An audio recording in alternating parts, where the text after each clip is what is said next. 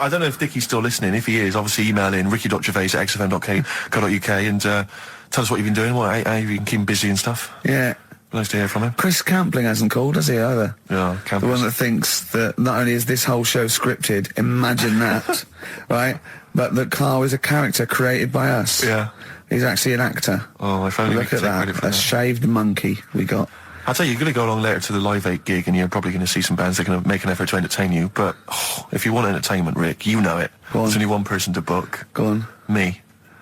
If you know, perhaps something to do, because I'm obviously a top DJ on the radio, but where I really come into my own is DJing in any kind of club environment. Well, you told me you were DJing, I didn't go to it, DJing at a party, and you said the place was rocking. The place was roaring. And I loved it. Carl just said he was there and they weren't. Well, that's nonsense, Carl, because you know very well that when I'd put on a tune, they'd cheer. Yeah, but it was late on in the night. They would have done that, whatever you put on. That's nonsense. No, they said they were happy and everything. I'm not saying they weren't having a good time. It was your party.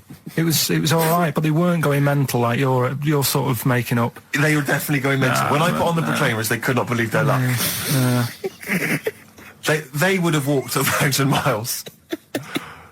Was it good though? Were they really? What were they doing? They were dancing, were they? Dancing and that, but they weren't sort of cheering, going, more and all that at the end. What's about? Take On Me came on, the big cheer went up. Oh, I don't know who to believe. I've been there, done it, Steve. I've been the DJ as well. It might be jealousy. It might be like professional jealousy there. Yeah. I think it's because my fortunes are on the up and these are on the down. You know, we all know famously that he had Pilkington making music, his DJ outfit. Didn't happen. I did enough. I just wanted to do enough to pay for the equipment, and I did. And that was that. But I don't like crowds, do I? But you're safe, aren't you? You're behind the little thing with the flashing lights. But there's still a lot of people and that. Forced fun. Don't like that. Forced fun? It's not forced fun. They haven't got to dance if they don't want to dance. Yeah. Don't like it. What do you mean your fortunes are on the up? Anyway, DJing. Well, I'll tell you, I was hired. Well, I say hired. I did it as a favour to a friend. His wedding the other week. And I got there, I was thinking, because everyone had their little role to play, and then people were doing a good job. I love you taking it seriously. And I spent ages putting together some CDs, special selection CDs. I love that! Because what I did was I burned them on iTunes. Did you turn up with your own headphones round your neck? Own headphones, wearing a suit, but headphones. Metal case. Didn't need it, just had them all in one small box. Brilliant. Boom. I thought this is good stuff. I got some classics here. Give me an example. Give me an example of the first hour, the warm-up hour. Rick, I'm coming straight in with Frankie Valli, Oh What a Night. Brilliant track. I mean, when those beats start at the beginning, who's not getting on the dance floor? Wait a minute, what's this following up? Go on. It's the Jacksons. What, I Want You Back? I Want You Back. Brilliant. It sounds good at the moment, Carl. Yeah. So I'm thinking, at least I'm gonna roar this, because they laid on a good spread. The ceremony was nice, food was nice. I'm thinking this is going to be the piece de resistance. Yeah. Alarm bell started ringing. Why? When I realised there was a marquee outside. Of course, it's a balmy summer evening. I'm stuck inside on the dance floor, so I'm thinking I'm going to be struggling here to get them in. Even with flavours like this, I thought I'd struggle, Rick. So I'm sat there in my suit. I'm sat behind this little DJ console. I've got all the big numbers. There's one or two people making some token effort, but frankly, most people are outside everywhere. No. I was livid. Of course, they couldn't hear it out there. So I was playing to an empty room, really, and I was furious. I was absolutely furious. Because, they're wasting my time. They're wasting now. I could have just stuck the CD on and gone out. They're wasting Frankie Valli's. Frankie Valli's time. They're wasting the Jackson 5's time. They're wasting, D-Light's time. Yeah, yeah. And so I'm sat there, and there's a couple of people making a cursory effort. Mainly when they come to get a drink from the bar, they might have a little quick, couple of twos. You shout, we don't want your not interested. All of you or no one. All of you or no one at all. And then there's a microphone set up because people have been doing speeches. This little girl gets on the mic, right? It's being funneled through the speaker system. So every time I put my headphones on, Miss Dynamite, was it? It wasn't sadly Miss Dynamite, although she decided to have a little go at MCing. She was screeching a little head How off. old is she? Oh, I don't know, 8 or 9. At their most annoying. when children are their most annoying, because they got a bit of confidence there. They're a bit cocky. They're not shy anymore. They're a bit arrogant. Yeah. She's screeching her head off, so I'm playing, and she doesn't know it. Your face! I'm playing into the groove. No one's getting into the groove because she's going mental. She's just going, what's this? I don't know what this is. Play something I know. I think I haven't got any bloody DJ Otsu or Crazy Frog. I'm not going to play what you... So she's just screeching along, ruining it for everyone. I say everyone, there was no one there. So she was ruining it for me. I bet you were really angry. I was furious. But of course as well, every time she screeched, it went through my headphones. So So, of course, and then her dad comes along, right? And I'm thinking, all right, he's seen you what's just happening. imagine you in your suit, sweating, getting annoyed at someone ruining your set that no one's listening to. I think, her dad's coming over. He's going to put pay to this. He's realised that, she's causing a disturbance. He comes over there, joins in. No. Sits her on his lap. He's just saying, she's having a whale of a time. I'm thinking I'm furious. I'm thinking it's his responsibility to shut her up. He's not going to do anything. What can I do? I can't step in. No. And I know very well that if I interfere, he's going to say, oh, well, she's enjoying herself and no one's dancing anyway, and we've just got into a fracas. Yeah. I didn't want to start a fight. No. Because I don't know, but he'd have knocked you out, wouldn't he? Someone would have got knocked out. And I'm not saying who it would have been, but, but there were, to bear in mind, Rick, there would have been two of them. And so I didn't want to get into a fight with him. And anyway, so I'm playing. Anyway, so my friend came along. He realised what was happening, and I didn't have the guts to unplug the microphone because he'd have known. You see. Yeah. So I got my friend to do it when she had her back to me.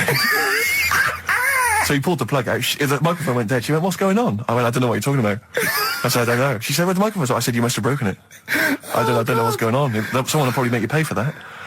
Anyway, at least we shut her up. That is great. But it really went from bad from worse. And there's that thing when you panic, you start panicking, so you're putting on a lot of flavours that you would have saved till the last hour. What are we talking? Boom, boom, shake. Exactly, you're throwing him in early. Love Shack's coming on way too soon. Really? Oh, Love Shack before 11. It's heresy, but I had to do it.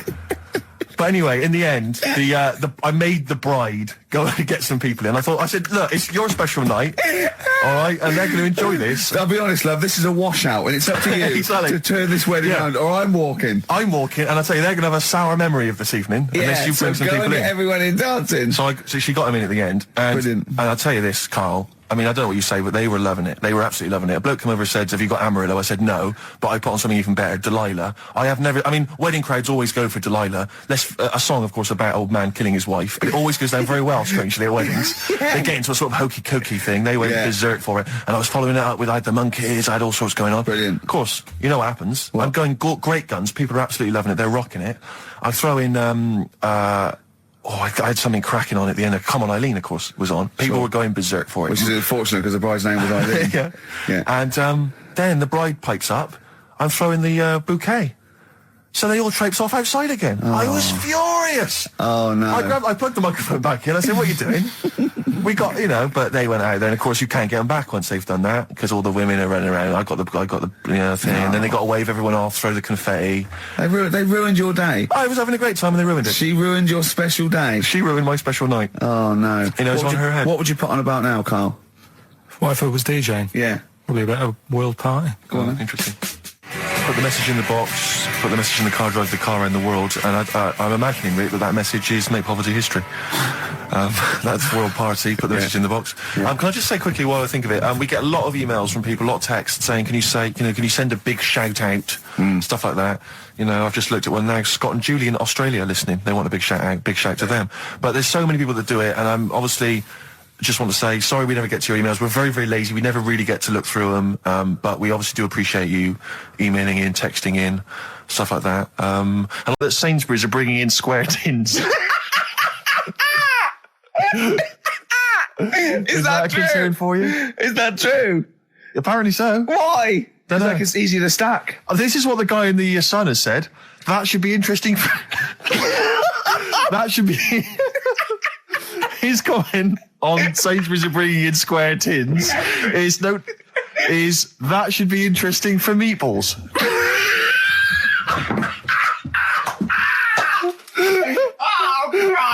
Ricky's just collapsed on the floor. Let's just play a song, Carl. I don't think even you can top that. Cooper Temple Claws. Who needs enemies? Good question, lads. Nobody. This is XFM 104.9. I'm Ricky Gervais. Oh, they should print a little book of those. They're great. Oh, how you can relate any song or artist to anything else. Easy. Joyful. Easy. Well, yeah, so me and Carl went out for a beer, and it was great, wasn't it? Yeah, enjoyed myself. We started off, good. and you met my mate Robin, didn't you? Yeah. And some of the stories. Do you want to tell Steve some things about Robin that you learned? Do you know him well? Yes. Well, do you know about his worm problem as a kid? Go on. Right. What I can remember is he had worms as a kid. Not sure how you get him. He never answered me. He was getting a bit touchy about it. Right. This is like the second time I met him. I think he was a bit annoyed that Ricky told me about his problem. What Yes. now? Straight away, you not being there, instinctively, what do you think went on with this story about worms? My suspicion is rather like when you told a group of people that Robin had once suckled milk from a cow's udder. I told that. Yeah, did you mention that as well? Yeah. Yeah. My suspicion is that, like the cow story, the worm story is not true. But And why would he get so sort of uppity about it? Well, Because it's not true. Imagine if that wasn't the first time he'd done it. Imagine if he did that every single time he was with somebody for the first time and Robin was just met them. He will tell that story to anyone. But they do say there's no smoke without fire. Oh, Robin!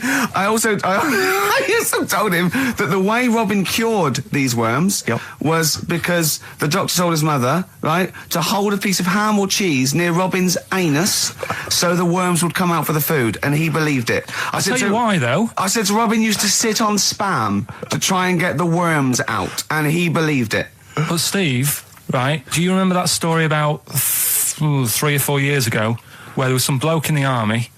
He went away to somewhere, Vietnam or whatever. He was messing about in the woods. Messing about in the woods? Shouldn't he have been fighting?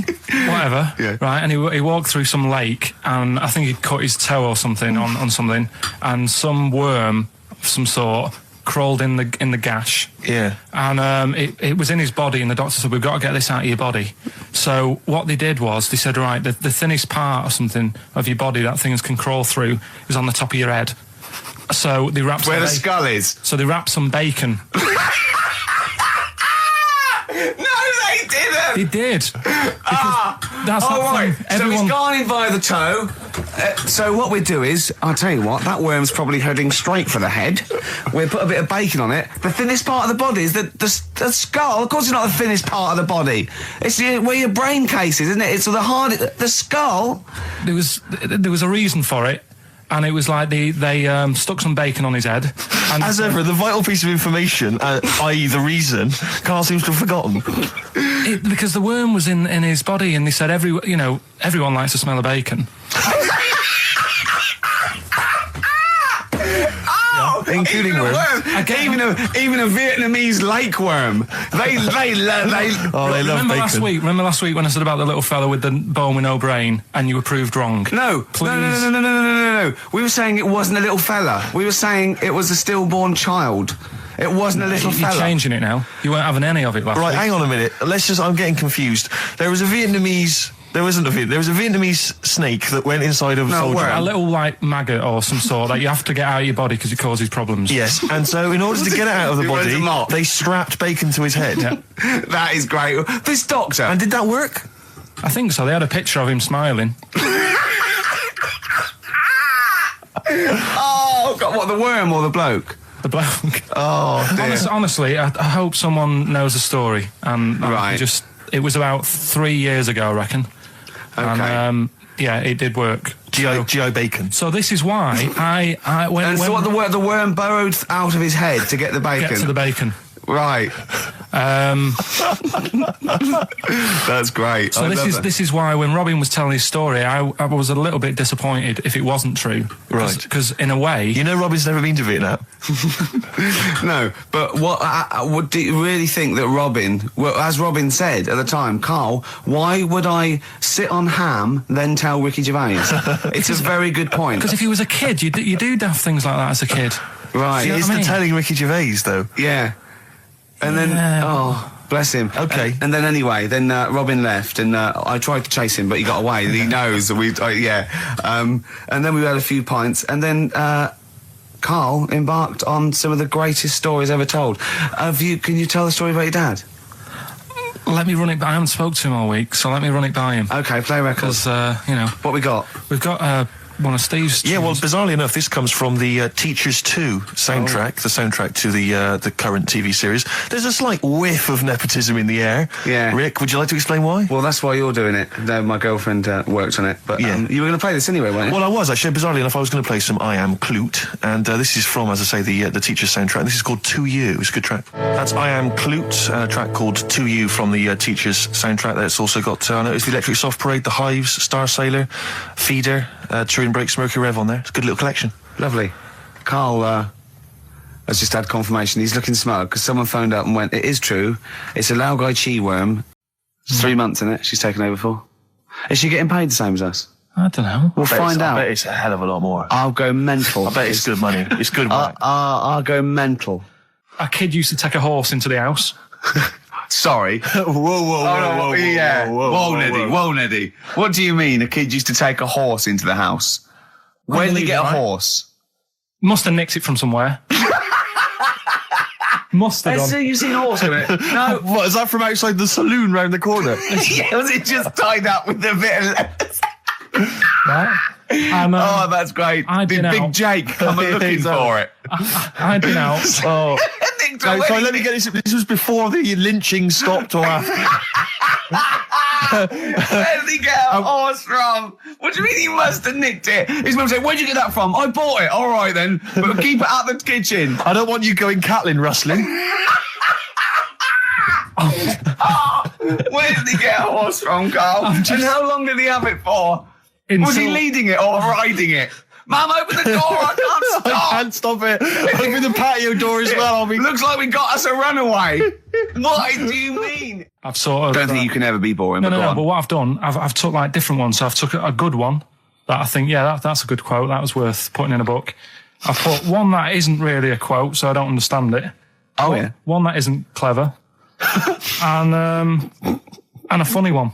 So a bit of variation all out of one book. Oh, how long did this take you? What did you do? Did you sort of like sit? About half an hour last night. And did you sit sort of like quietly at a desk or something? No, just in the lounge with the telly turned down. Oh, right. Just to give a bit of light to the room. Just had it on, but turned down. Have you figured out lights yet? So the first one, and it was like they stuck some bacon on his head. And as ever, the vital piece of information, i.e. the reason, Carl seems to have forgotten.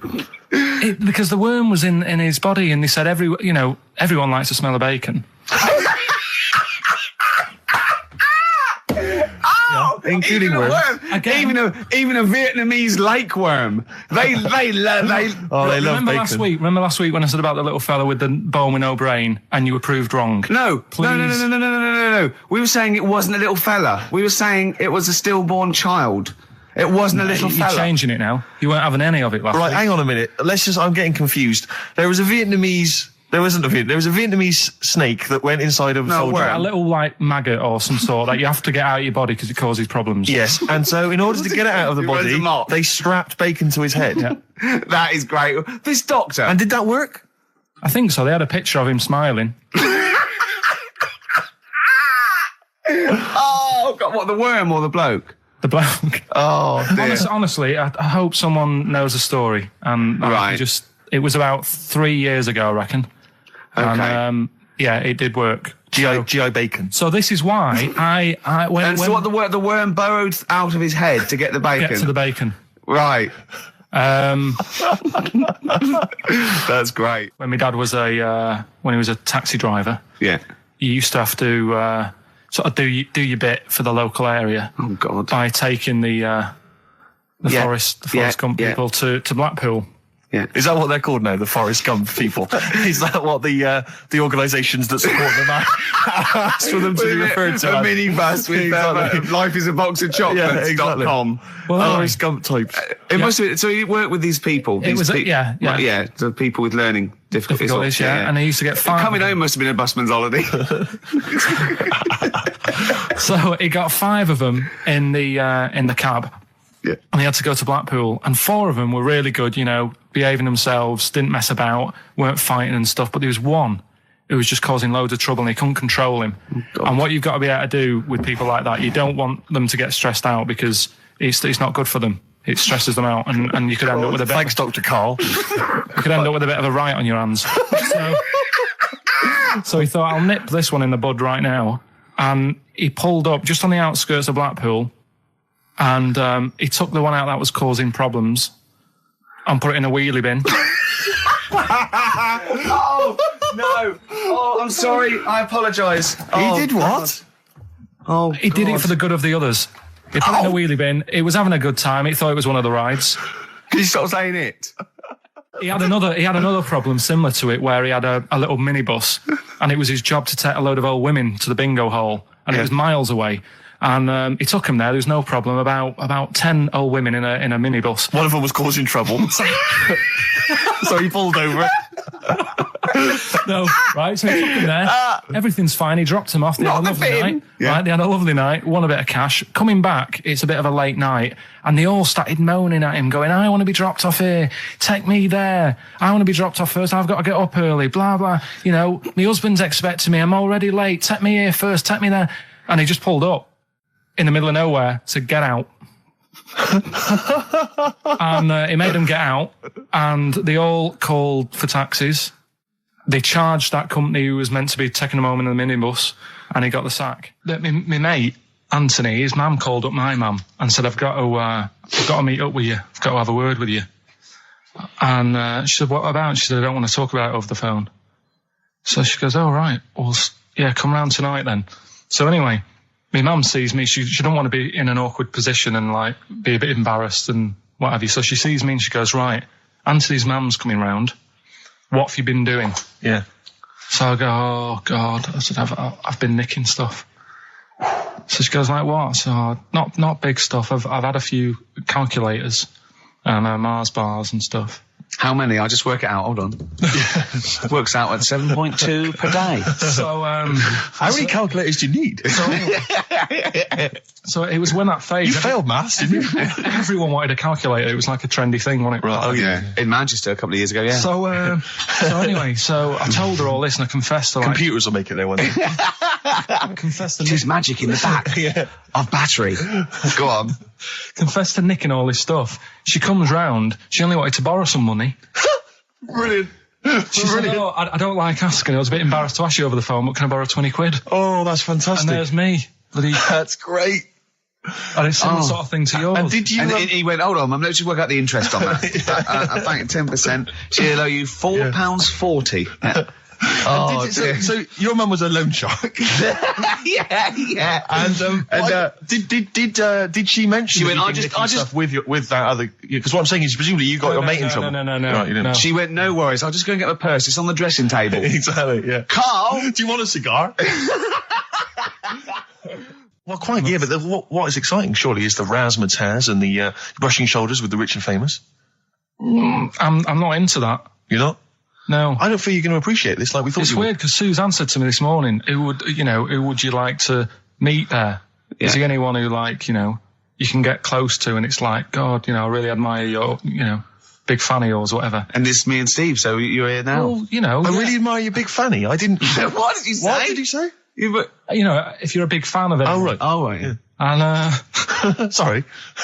there isn't anyone, really. Do you know what I mean? Isn't there? You two are all right. Thanks. Jonathan Ross, is he going? He might do, I don't know. But hang on, wait a minute. I can't help but feel we could have exploited this more. We could have maybe run a competition to let someone win. Yeah. If you're not going to appreciate it, Carl. Yeah. Are you going to get a trouser suit? Are you going to get a ladies' trouser suit? I just think then, if you go sort of like looking macho and walking down with him, they know that you're not really partners. And I just think it's a slap in the face for BAFTA.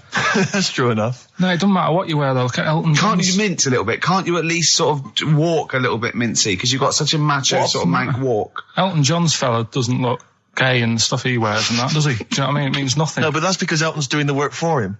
No, but... By dressing as like some kind of restoration dame. Yeah. Right. Go on then, Carl. Second one, then. This is a bit easier, but I still think it's a good one. So this is, we should explain what this is if you just tuned in. It's one of those stupid lateral thinking problems. That Carl himself has created. Yeah, that was his homework. Right, this one.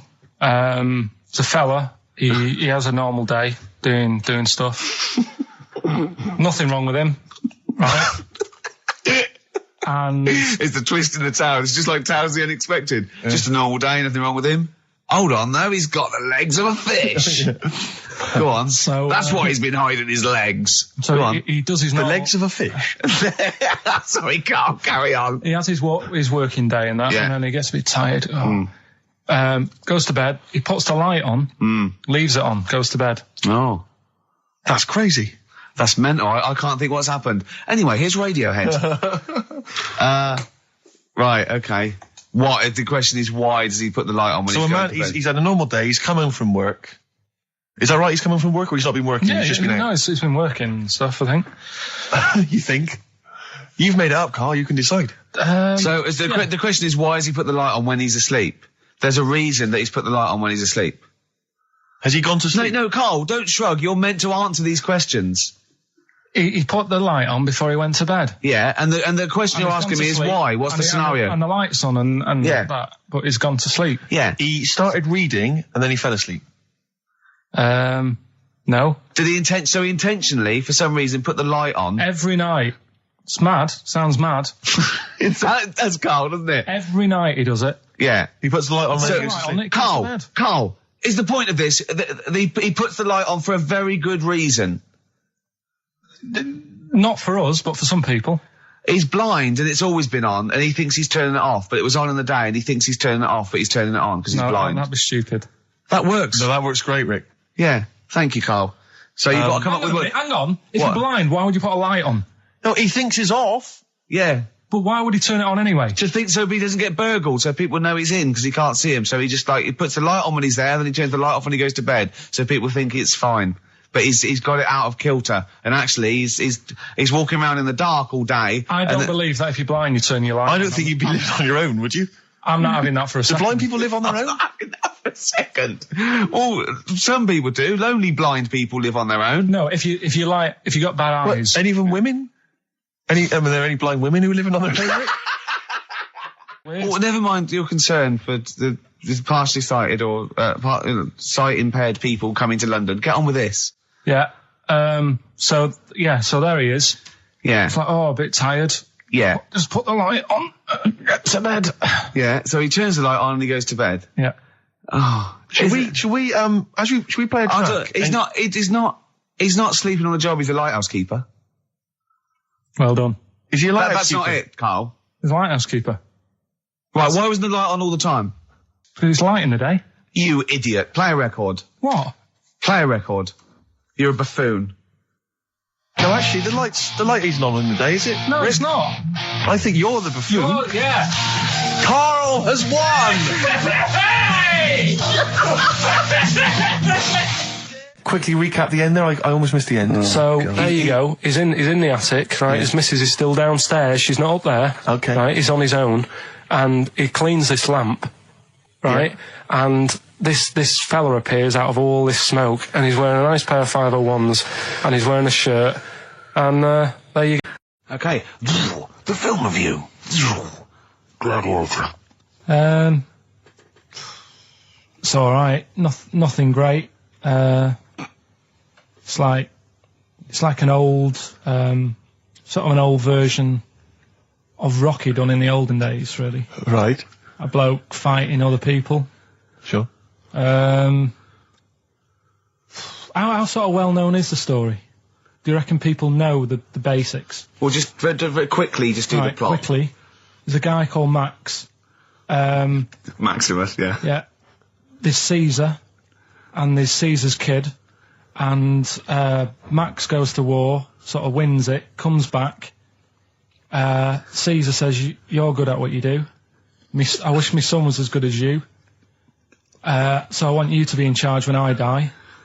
His kid finds out, a bit annoyed about it, kills his dad, because he don't want anyone to hear that he said that he wants him to be in charge. Yeah. So his kid gets in charge and thinks, "I'll show you. You're not going to be king, I am. You're going to be a slave or something." And then, next thing you see is... Sorry, can I just stop there? My only thought is the film's 3 hours long, so maybe we should go through the whole plot. We've done the first 10 minutes, but Yeah. go on. So, yeah, he's a slave and then... Yeah, but then, that was an interesting bit that I thought, right? I mean, I was watching this with a girlfriend. She was already annoyed because she wanted to watch Friends on E4. Okay. Yeah. It was a good episode as well this week. Was it? Yeah. Don't tell her that. Okay. Right, so she was annoyed and she said, "Come on then, put it on." And I got it wrong straight away because it says on the back 149, so I thought that was an hour and 49 minutes. It turned out it was 149. No, I thought it was 1 hour 49. Yeah. But it was 149 minutes. Sure. So it overran anyway. By 40 minutes.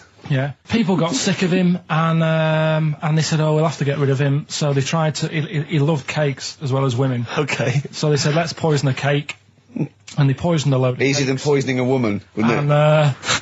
And he ate these cakes, and it just didn't kill him, and they were like, "God, what's going on?" And they kept giving him more and more cakes, and He was suspicious. and that didn't work, so the fella said, "That's it, I'm going to shoot him." So They were like, you know, I'd be there sort of playing punching people in the arm. Oh, that's a great game. Oh, I love that, punch people in the arm. Is that part of the Olympics now? it's, I think it was exhibition this year. Right. But it's going to be a pro next year. It's going to be the Winter Olympics because you've got to do it in just a cap sleeve shirt in winter. Yeah. So you're playing that? She, but whilst But she didn't appreciate that. She used to go, ow! No, I always think whilst I was doing that, they were like the Charlie's Angels and they'd be sorting out a mission somewhere. Because they were really like, there was something about them that you thought, you know, they're special. They were private detectives. What do we work for a man they never see? Tell us the story. What have you learned? Do you want to ask some questions? No, not really. Just sum it up in a minute. What do you Can't think? do it in a minute. Well, can I ask some questions then? Where was he born? Austria. Tell us about his early life. Right, he was a young lad. Brilliant. What in his early life? Okay. Yeah. What's the name? His mum was his dad's second cousin, which is a bit weird. Yeah. That is weird. They had 5 kids. Steve's going, yeah, it's usually first cousin where I come from. Oh, that's unfair, isn't it? There's no need for that. No, What do you do in your leisure time? I like, you know, going out for food and that. Right. Foraging. What do you mean going out for food? Let's go, They come have a little hole and go hunting. Yeah. This is Karl. He's hungry. He knows he has to get to the greasy spoon by 11. Wow. Many of Karl's close friends have never made it across this road. There was a zebra crossing installed just for the safety of Karl. Beep, beep, beep, beep, beep, beep, beep, beep, beep. Can I have a bacon butty? And Karl is enjoying his wow, but he has to get back. His girlfriend's asked for one as well. She's home with a PlayStation 2. Wow. Oh. We just had a call from someone saying his company would sponsor Karl, right, to be raised by all these balloons if he could have a walk-on part in the office.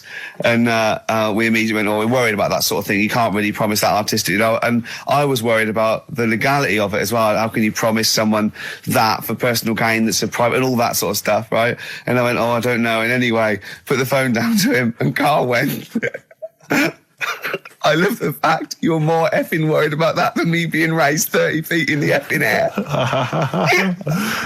You started getting scared, did you? Are you worried about it? Well, you're quite excited about the idea of the challenge, aren't you? I like the idea, but I want, like... Why do you like the idea, Karl? Oh, what if it went all wrong and we're there going, oh, the humanity of it. I think we need Karl to get... he's just I'd turned... be around the rope, would pull out my trousers. Oh, no, it's definitely got to be Dr. Fox if that's going to happen. Oh, God. Oh, we've got to do this. I both think she's a fine presenter, and I think she'd do very well on it, and I think it's a good move as well. Yeah, but can you just say it's not forever? Isn't it? No, I think she'll become more popular than us. And I think that'll be the end of us, to be honest. Well, she can string a sentence together. I think she'll get lots of PR and everything. And she goes out with Big Boy Slim. Big Boy Slim. Who's, you know... A good DJ. He's a good DJ. And, is her name Zoe Slim now? Yeah. Right.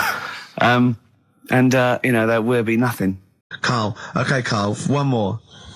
Can't we just... Don't get the but just because so far you've come up with nothing. What's the last one?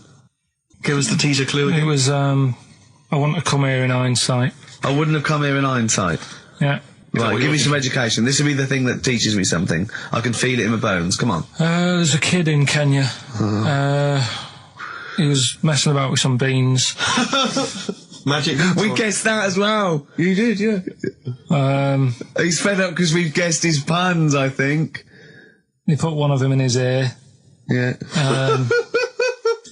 The mum or the dad said, oh, what have you done that for, or whatever. Yeah. So I'll have to take you to the doctors now. So they took the kid to the doctors, and the doctor said, oh, he said, I can get that out, I can sort that out for you. So he took it out, and the doctor said, right, that's £3.50. And the dad said, I've only got £2.70 on me. And the doctor said, right, well, and he put the bean back in his kid's ear.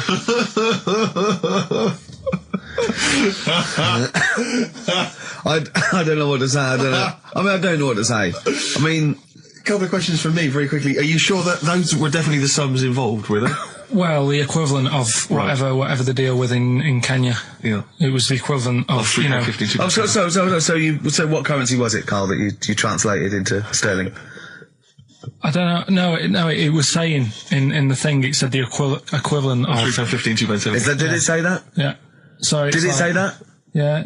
Carl, look at me. Did it say that? Yeah. It said that was the. Did it say that? Yeah. Yeah, it did. It definitely said that. Definitely. Yeah. So. Oasis, Live Forever on XFM 104.9. Right, we're in the swing of things. It's mine and Steve's favourite bit of the whole show. This is what we do this show for now. Educating Ricky. Yeah. Go for it, Carl. Who said that learning can't be fun? Yeah. Yeah. Okay, I'll go for the one. What's the one about the butcher going down the butcher shop? You've got get your kit on. We're off down the butcher's. Yeah. You going for that one? Yeah.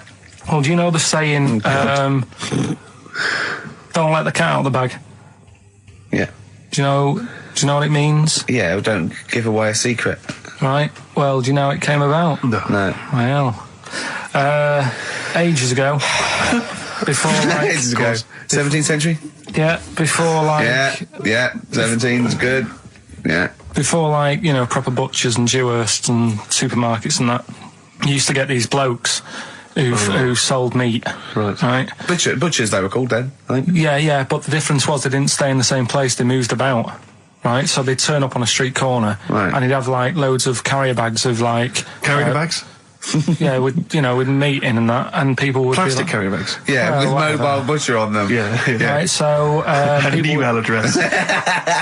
Yeah, go on. people went, right, yeah, I need some meat. Right, so they'd go up to this bloke and say, what have you got? And he'd say, well, I've got a you know, you can have a bag full of pig, or you can have whatever, a bag full of chicken, whatever. Yeah. And they'd go, yeah, how much? They go, oh, you know, call it a fiver, whatever. Yeah. And they'd buy them, and to make more money, they didn't always fill the bag with what they said was in it. Oh, I thought that might be the case. Right? Yeah. So what Did they they used to ever do... put cats in there? Yeah. But I don't see what... Okay, so sometimes they would put a cat in the bag They'd put a and cat pretend in it the was bag. chicken or whatever else. Yeah, so Why was a cat any cheaper than a chicken? Because cats are wandering around the streets, aren't they? Chickens aren't. So they'd get a chicken, they'd put a chicken on the top so that when they look in it, they'd go, yeah, that's all right. Got a bag full of chicken. They'd get home to make the dinner, and they'd be like, what are we having tonight? And they'd go, well, you'll never guess. And they'd have like, you know, well, you can have a chicken leg, and, you know... But it would be a cat. Yeah. They'd have to defrost a pizza. Yeah. Did they mind that they were eating cat then? In those days? He didn't say. He just was saying about the saying, don't let the cat out of the bag. It's like, you know, if they see that, they're going to go mad. Well, so it was the people that were doing this, it was the dodgy butchers that coined this phrase. Were they saying to each other, don't let the cat out the bag? I.e., what I mean by that, Jack, is don't let them see the cat. Yeah. What we've stuffed in there. Yeah. Dodgy butcher, there's another phrase, isn't it?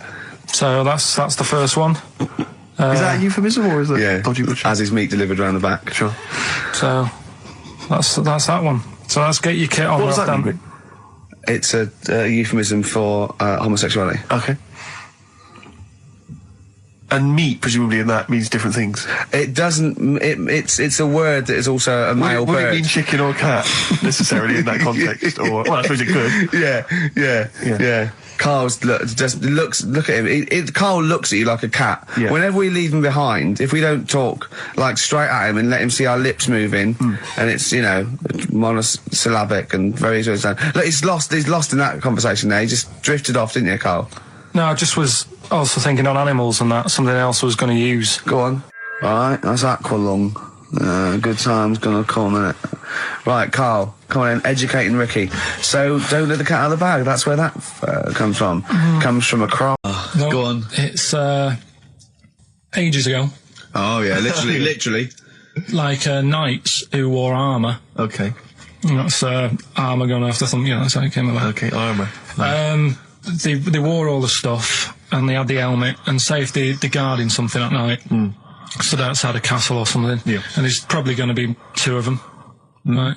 So they stood there talking and that, and talking about stuff, and The future. Sort of, What- medieval stuff. one of them was like, oh, we should shut up, you know, I've been stood here for hours, and he's going on and on. Yeah, sure. So he'd say, shut your face.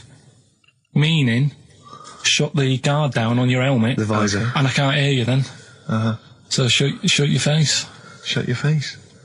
And that's Okay. that's how it came about. Well, I suppose God, that's... it would be interesting if I could just rely on it. I'm not sure it's true. I know. I just never know. I can. It needs to be corroborated. It's like I don't know where he got it from, but anything via Karl is precarious. Yeah, I mean, I feel like maybe you should give us your sources next time. You know, tell us where I know, you got I'll this tell you. information from. Got it off the internet. Yeah, but where on the internet? I can't remember where that one was. I mean, I always go through like the news pages and stuff, and I This news should be updated because they've only reached the 17th century, which was last week with people eating tomatoes off lead but then plates. I look at Go on, right, okay. like what are you having? What are they again? Is the tip included? Yeah, go on that one. Right. In Turkey, Nice. it's not actually. That's where I went, and there was them little fellas after Suzanne in the kitchen. What? What do you mean? We went to Turkey. You went to And, Turkey and there were some little fellas. Well, they had quite a few sort of midgets working in the kitchen. Why? Is it a theme? No, Was it a it's theme just- holiday? I don't know. Might get them cheaper or something. Was it? So they were get them working, cheaper? They were working in the kitchen, and one of them fancied Suzanne and kept sort of eyeing her up, and she was winding me up saying, "Oh, Not iron up and down, just eyeing her up. anyway, no." So What anyway, was she doing in the kitchen? no, it's like a pick what you want to eat type buffet, but you have people clearing the tables and that ready for you to come along, Are they low tables? and you know, he was just keeping an eye on her. What did he say though? Was he? How did he What make was he? this Was he a clear? It little? was Turkish, so I don't know what he was saying. But he was. He was. Little fella, yeah, Did he talk What do you to her? mean a little fella? What do you mean little fella? sort of dwarf-like. What do you mean dwarf like? He had magic powers or he was 4 foot? No, What do you mean, A Karl? little bloke, just like a normal bloke, but small. If you stood him in the desert, you wouldn't know. But he'd be hot nothing at around first. him. Right, Karl. You should no, watch no. out for the monkeys. Yeah, underground. Those underground monkeys are Look, dangerous. you can't just say there was a little midget fella who was eyeing up my girlfriend and then leave it. What do you mean? What was happening? This is a story to us. This is much more interesting to us than, and she was deaf, right, and she hit her head. That's much more I don't interesting. understand how it manifested itself. Did he come over and say something? No, do you know when it's like girls know, don't they? When someone fancies them.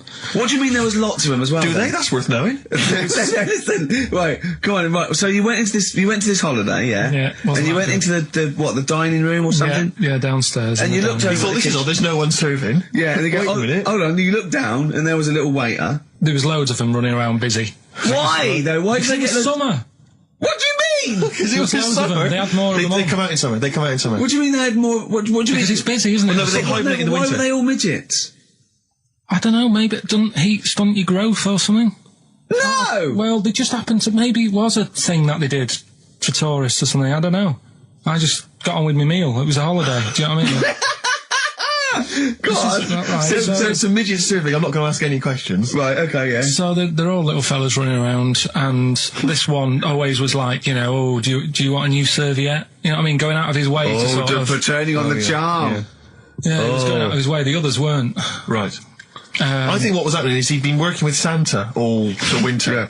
This is sort of little summer break. This one He was hadn't your seen a girl. waiter, and so he was being polite to you. Maybe. But what did Suzanne say then? Well, she was using it to wind me up. What was she saying? Oh, he's... Oh, just like, you know, look. He may be small, but he's Well, built like a... Yeah, he's all man. so Were you jealous of a midget then? You were jealous of him? it is a bit annoying, isn't it? Why? It wouldn't bother me as much now, because I've been with her for ages. Right. But at the time, that might have been one of our first holidays, and it's like, you don't know, want to be what's going on? thrown I've away paid by for it. this holiday. Yeah. And then you get off with a midget? Yeah. Oh. So anyway, But it doesn't matter because you got chatted up by a bearded lady. So. yeah. tell you what, no, that's got nothing to do with that. What were you going to say? What were you going to say? But I know for a fact that Steve is getting a little bit sick of Karl's attitude. Oh, his attitude's appalling. I quite like it though because it's straight away friction, and he's sort of like, you know. To be fair, I genuinely don't think I'm the culprit in this. I think I come in and I just ask him a simple request. Yeah. And immediately on my back. Whinging, moaning, whining. I don't know if there's any evidence Well, it's funny you sort say of that actually, because in a support any survey, white it came out this week. It's quite extensive. Mancunians take more sick days than anyone else. Mancunians take more sick days than workers in any other city in Britain and Ireland, according to Manchester-based employment firm. Survey by Peninsula found employees in Manchester take 11 sick days per year, whereas closest rivals Edinburgh and Dublin take an average of 9. Liverpool, Newcastle, Birmingham, and Cardiff only 8. Is Reading mentioned there? Or No, Bristol? it's not even in there. They don't take days off. London is only 7. So the point is, I mean, I don't know you can take anything from it, but if you're an employer and you had a Mancunian and a Liverpudlian and they were equal on everything else, but you really couldn't afford them to be away, Liverpudlian's going to probably be away for 8 days. Sure. The Manc's going to be away for 11, phoning in sick. And So what can you, I mean, just well, the point analysing the is data there, what would you extrapolate from that? I really don't know. I mean, call in if you've got any clues, or email us in if you've got any. I don't know why I think maybe, I don't know, Mancunians I don't really know many people from Manchester. Well, I only know one, but I know he was off sick because he put on wet trousers and he got You got a cold, I think. Yeah, well, he just said he didn't come in for, he left early as well once. Yeah. But I don't know. I mean, that's the survey, I don't know. I mean, it's evidence because it's statistics, so there you It's go. guaranteed evidence that that's So, proof. any thoughts on that? Ricky.Gervais at xfm.co.uk. I mean, oddly enough, you're from Manchester, Carl. I am, What do you think? yeah, What are your funny, thoughts on that? On what? Sorry? On the survey. Oh, wasn't really listening. Sure. What Mancunians take off more sick days, they call in sick. I mean, presumably spuriously. Yeah. I mean, because they've got the same body, they're biologically the same, so... They're obviously making up their life. Yeah, some of the days. Maybe there's just the 3 extra they're making up. Yeah, they're moaning. Probably because we work a lot harder than the others, so we're tired, so you're sick, so you need time off. Probably. Seems Probably. unlikely. I mean, the Scousers, to be honest, take them on, let them work in your office. But you know how many computers are going to go missing? Right, that So offensive. is offensive. Right. This is a survey that proved. You just made that up. You just carried on the myth that Liverpudlians thieve. Now that's not true. That is not true. Well, it's not. Well, some of them do. There's been no survey that you're more likely to thieve if you're from Liverpool than if you're in Manchester. So that hasn't been proven yet. So all I've got is the evidence from a survey of, I think, 3,500 people. It's proof that Mancunians take off more sick days. XFM 104.9. This is April Come She Will by Simon and Garfunkel. Simon and Garfunkel, April Come She Will. A lovely love song there. The X list was all about sort of like sexy songs because of the death of Barry White, of course. And Carl and Steve having a little argument. Steve said, well, there are such thing as sexy songs, of course. Carl said, I can't understand it. How can something be sexy? How can you woo one with a song? Steve went, well, you don't woo one with it, you just put it on the background. Carl said, stick the telly on. Stick the telly on. I love that. You don't believe there's any such thing as a sexy song, is that right? I don't think it can get you in the mood. You know what I mean? Right. You're either in with a chance or you're not. I don't think it matters what song you put on. Well, I don't think it ups your chances. I don't think if It does. If you put Channel 5 on a Friday night, right, see a little bit of that action, gets anyone going. It's worked for me, and that's all. What's that's on what when I'm saying. pets go mad? No, you know, like, I don't know the titles of them, I don't look at the titles, but... That show with Chris Moyles. Do you mean the kind of erotic thrillers? that they have? Put one of them on, that gets you going a bit. I might be tired and that, but... What does the woman go, oh, that's an idea. Hey, that's an idea. They're normally called something like illegal briefs, and they're normally about some kind of female solicitor who's defending a guy who may or may not be a killer, but maybe in a former life they were lovers. There's always some nonsense like that, and presumably there's normally some gruesome murders. So how is that getting you in the mood? It's plot development. Yes, the narrative. I love narrative. Yeah. I'll tell you what, that's a lovely twist. I've got the horn. Yeah. Brilliant. So, if you're from Manchester, sorry about that. I mean, it is true. We aren't making that up. We weren't doing a stupid stereotype like Carl did with Liverpudlians. It's just a survey that Mancunians take off more sick days. But there might be chimpanzee that monkey news. Okay, monkey-related news from Karl Pilkington. Right, do you know the monkey that went into space? Yeah. Yep. It happened in 1958. Right. Now you know that. Yeah. Yes. What did he do next? What he did the do monkey do next? Yeah. One appearance on Celebrity Squares and it was like forgotten. Right. Yeah, cut a novelty record. Yeah, just like Rick Waller. I'll tell you what happened. He got back and all that. God, right. Heroes welcome. NASA sort of said, you know, you did a good job. And that's where a lot of people think, you know, it all ended. Sure. Yeah. But NASA were like, well, hang on a minute. We He's spent a lot of trained. time, we've trained him up and stuff. So he's like, you know, he's saying, sure, you know, I've learned a lot, I've still got it all, I've kept it all, I know what to do. So they said, right, we'll use you. So he turned into like a bit of a trainer at NASA. We want to send you out on the top of an organ. You put on this little bellhop out there. Can you smoke fags? Yeah. I'll have a go. So they were getting in new monkeys. You know, the main man at NASA was saying, can you teach these the sound? He's going, of course I can. Do you know what I mean? I remember it all, I know what's going on, I'll tell him what buttons to press, what to do in emergencies, that sort of thing. It was technically sort of employed by the army. Right, Because can I just fit in here? I don't know the story, Carl, and I might embarrass myself here. You've got an army of people out there that will probably send me an equally deranged email from a different website, but I'm pretty sure when they sent the monkey into space, it was to monitor his physiology. He didn't press any buttons or learn to dock or take off.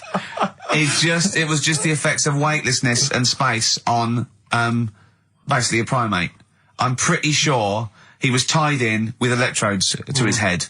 So, well, yeah, I'm pretty sure. I could be proved. But even if that were the case, and he had learned to press one or two very basic buttons. Definitely not. Definitely But not. even if it were the case, I'm pretty certain they wouldn't have brought him back to train up Neil Armstrong. Right, definitely. Go on. Him going, Neil, what are you going to say when you come out there? Yeah. I was thinking of just saying, hello, I'm on the moon. Hello, it's made of cheese. Don't say that. Don't What say about? I've noticed that you got little legs, Yeah. right? But mankind stepped forward. Well, how could I put that? I was just going to say, hello, I'm on the moon, it's great to be here, I wish you were here. I've got to think so. Hi, better than that. Mum. Yeah, go on. Anyway, basically he got back, they sorted him out with a nice pension. He was happy. Because of, like, the rank that he got, he was like, you know, he had loads of medals and stuff. He said, right, we'll make him a colonel. He got that. Like I say, he got a pension. That was the end. He died in 1969. He was buried with his wife. He passed away. His wife. I'm sure it just goes on to a different website about something completely different. And Yeah, it's you're just talking about Buzz Aldrin. Yeah. His page is missing. Oh dear. So, Well, Carl, if someone could call in, did they train Leica the dog to sort of like, you know, dock and He never re-entry? made it back, did he, like it? we'll They find didn't out. bother. We'll find They out next didn't week. even bother. They didn't bother bringing him They back. just sent him up there, and they didn't have technology to bring him back. And they just went, yeah, that's brilliant. Well, I can do that. Yeah. Amazing. Really? Yeah. What do you think of that, Carl? Rubbish, isn't it? Sort of brought it down a bit. But But the little monkey made a colonel. Hero. Big hero. What was he in? What craft was he in? Sputnik. just hang on a minute. He was in Jupiter AM. Yeah. Let me see that piece of paper. Let me Yeah, put this I on. can guarantee there's nothing there about his training other than let's hope he's not sick on the control panel when we shoot him up at 400 Gs. Oh dear. Well, that's I one love thing. the fact that you think that this monkey was a high. Do you know what I mean? When you think of these things that are less than a monkey's face, do you think of the Planet of the Apes? Like they're sort of talking, sort of chimps and gorillas, and they're in tunics on horseback with snub-nosed rifles. What do you think of? Just a little monkey getting on with it.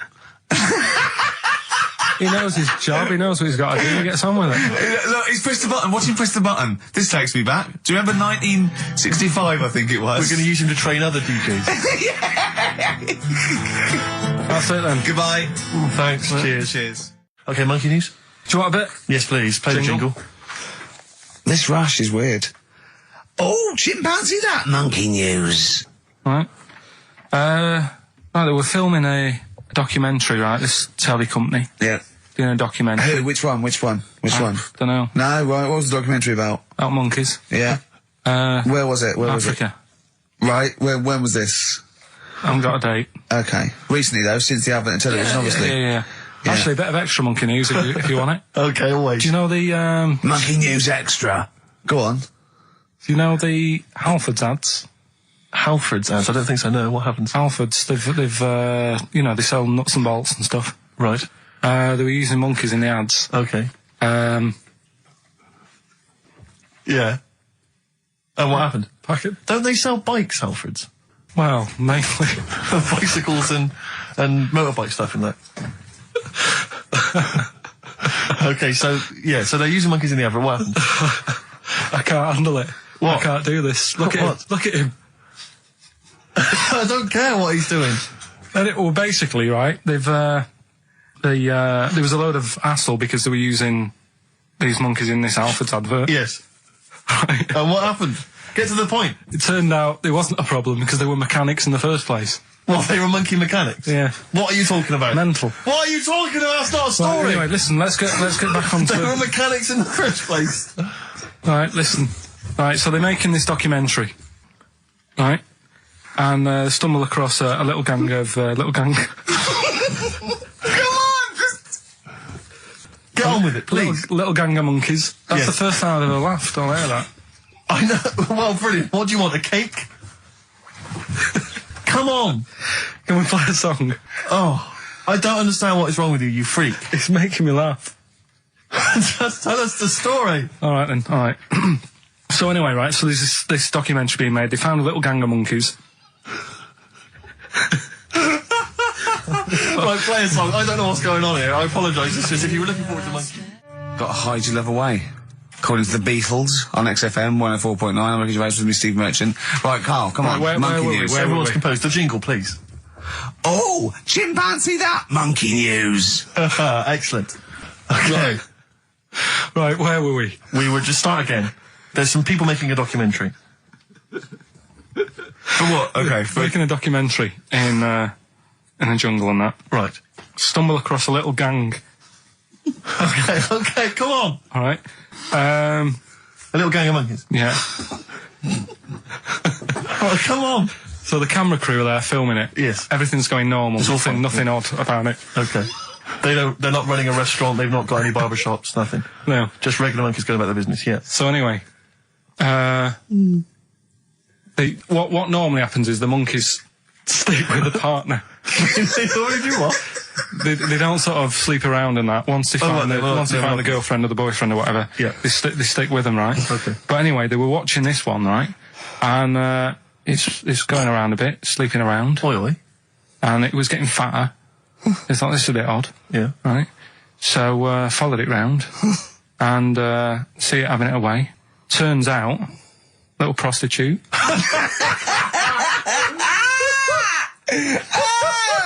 Oh, God! It's a little monkey prostitute. And it was getting fatter because it was charging them bananas. What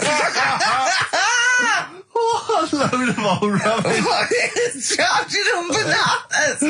What was it, a boy or... It was a... Woman. Little woman monkey. That's the most extraordinary monkey news I've ever heard. Oh! That is genius! Has this documentary been televised? I don't think it's been on yet. No. And that's all the information you've got? Yeah. And is that's one banana for everything? Now, half a banana is for... Just oral. A paw job. Right. If you want full-blown monkey sex, it is 2.5 bananas. Sure. So, Let's just play a song. let's just play... All right, well, this is our penultimate show, so we're back next week. We're going to make it a barnstormer, I'm sure, lads. I want 100% behind it, 110% next week. All right, none of this giggling, none of this infantile giggling, like two schoolboys. Right. All right, we're going to come back, we're going to have some quality monkey news next week. We're going to have all kinds of treats, I would have thought. Okay. Some great prizes. All right, are we okay? Yeah, We all best show. behind that? Let's make next week the best show ever. Good luck. If you miss it, then you miss out. We're ending with a track from a couple of years back. I think it was 92, 93. Dinosaur Jr. Start Chopping. Play that. Start playing. Forget start chopping. Start playing. All right. All right? See you next week. Yeah. Anyway, it's what everyone's been waiting for. For It's the what last Carl time. exists for the last time. It's the... The Olympics, right? In 1908 in London. Apparently it was meant to happen in Italy, but it was cancelled. Don't know why. Right? And it happened in London. Anyway, 400 metres. Right, it was meant to... there was a fella who was going to do the run, right? And the favourite to win it was this Bulgarian guy, right? It was like a newcomer. Okay, these are a few things it cannot be. One, he injures himself, so a monkey steps in and wins.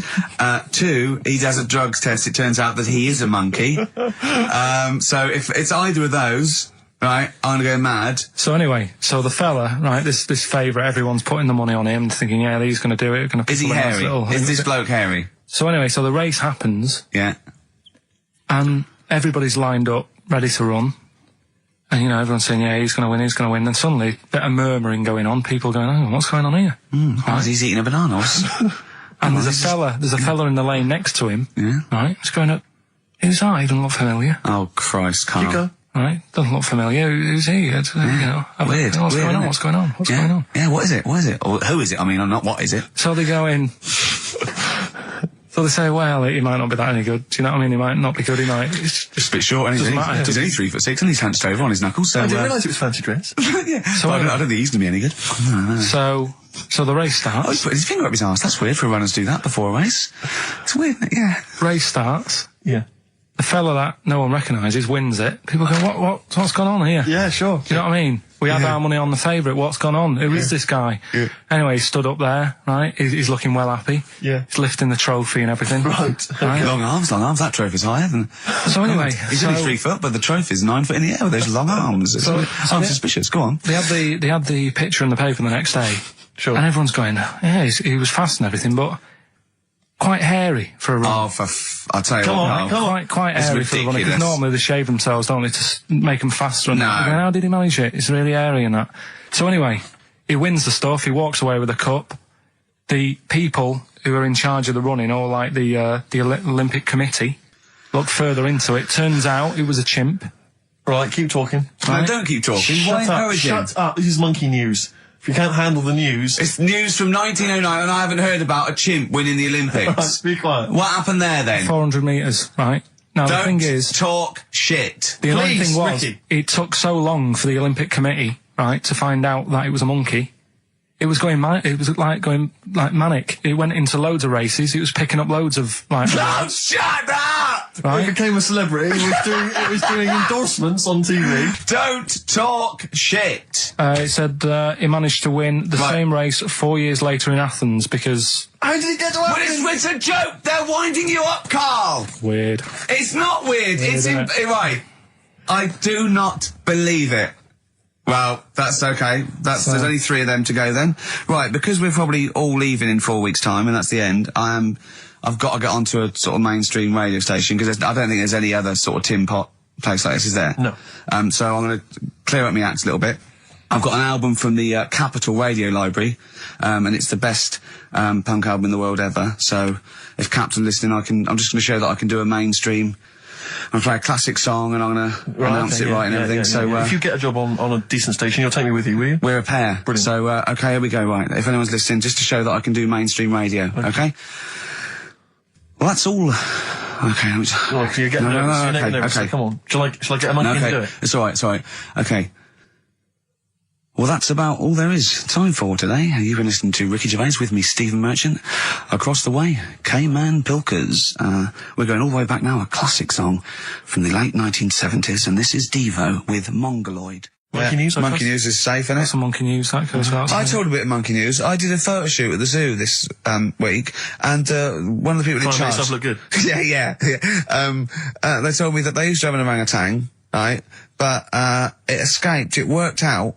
It lifted up a drain, got out the drains, and got out up into the zoo. It actually did a Coldix type escape, right? And Carl goes, "What happened?" I said, "Well, they sort of like they surrounded it and sort of got it back." And he went, "That's no good, though." I mean, it's not monkey news unless it steals a car and goes to Spain. Exactly, yeah, or opens a small I mean, that's bistro. real. That actually happened. Yeah. But it's not real unless it, takes a gun, gets mistaken from a president, and, Runs the country for 3 years. Monkeys, Pleasant Valley Sunday, brilliant. XFM 104.9, Karl Pilkington. This show is monkey heavy, isn't it? It is monkey heavy. Carl, if you were president, would you sort of make it compulsory to maybe have a little monkey? Everyone has a little monkey of their own. Little chimps out and out, old age pensioners. It's not a bad little... It's funny, because there was a story the other day when I was looking for monkey news.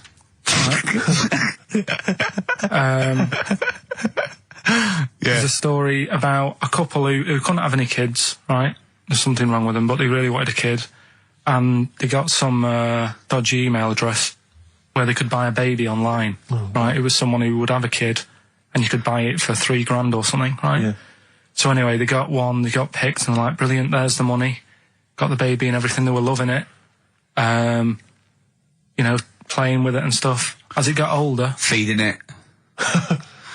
it got airier. Oh, shut the oh, Carl. Turned out they'd been sold a chimp. You maniac, you stupid mank twat. How on Don't earth? talk shit. That is as if... what? didn't know it. Oh, don't talk. Are you mental? You I love the fact stupid. that didn't make it into Monkey News. I know, yeah. Well, it's a bit sad though. We don't like to bring They the bought... feature down. Yeah. But And how anyway. long was this into...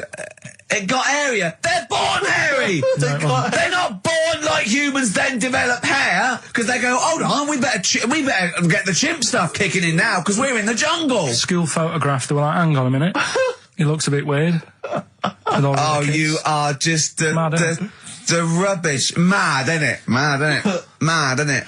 Imagine, oh, God.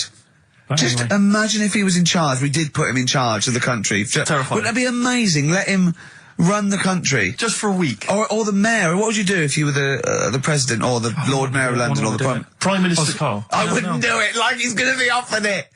David Bowie, Sorrow, on XFM 104.9. Nearly there, but, you know, we're working our way up to the grand finale.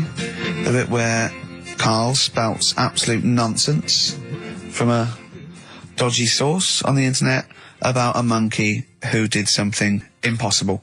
Let's cue up the jingle. Hang on. All right. Perfect. Oh, chimpanzee that monkey news. Right.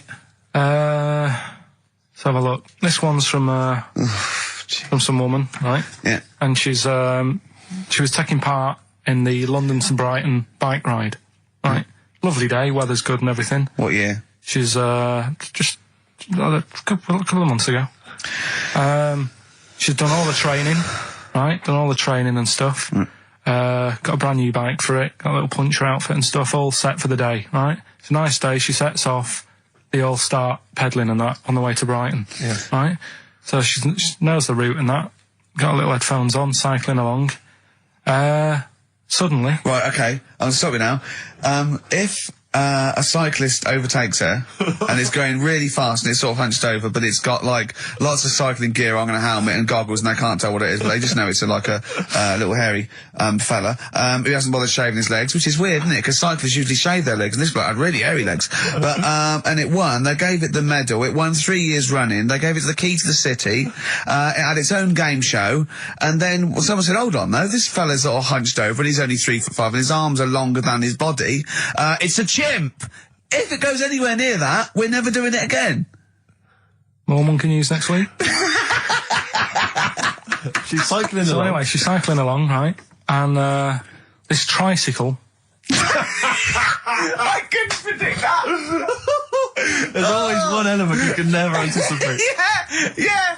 Got a kiddie's tricycle with a little kid on it. Little hairy kid with a helmet. Okay, just go on then. The tricycle comes Whizzing past, yeah. thing. Strong legs, isn't they, chimps? So she's thinking but didn't get a chance to see the thing. Oh, yeah, couldn't quite see the cyclist.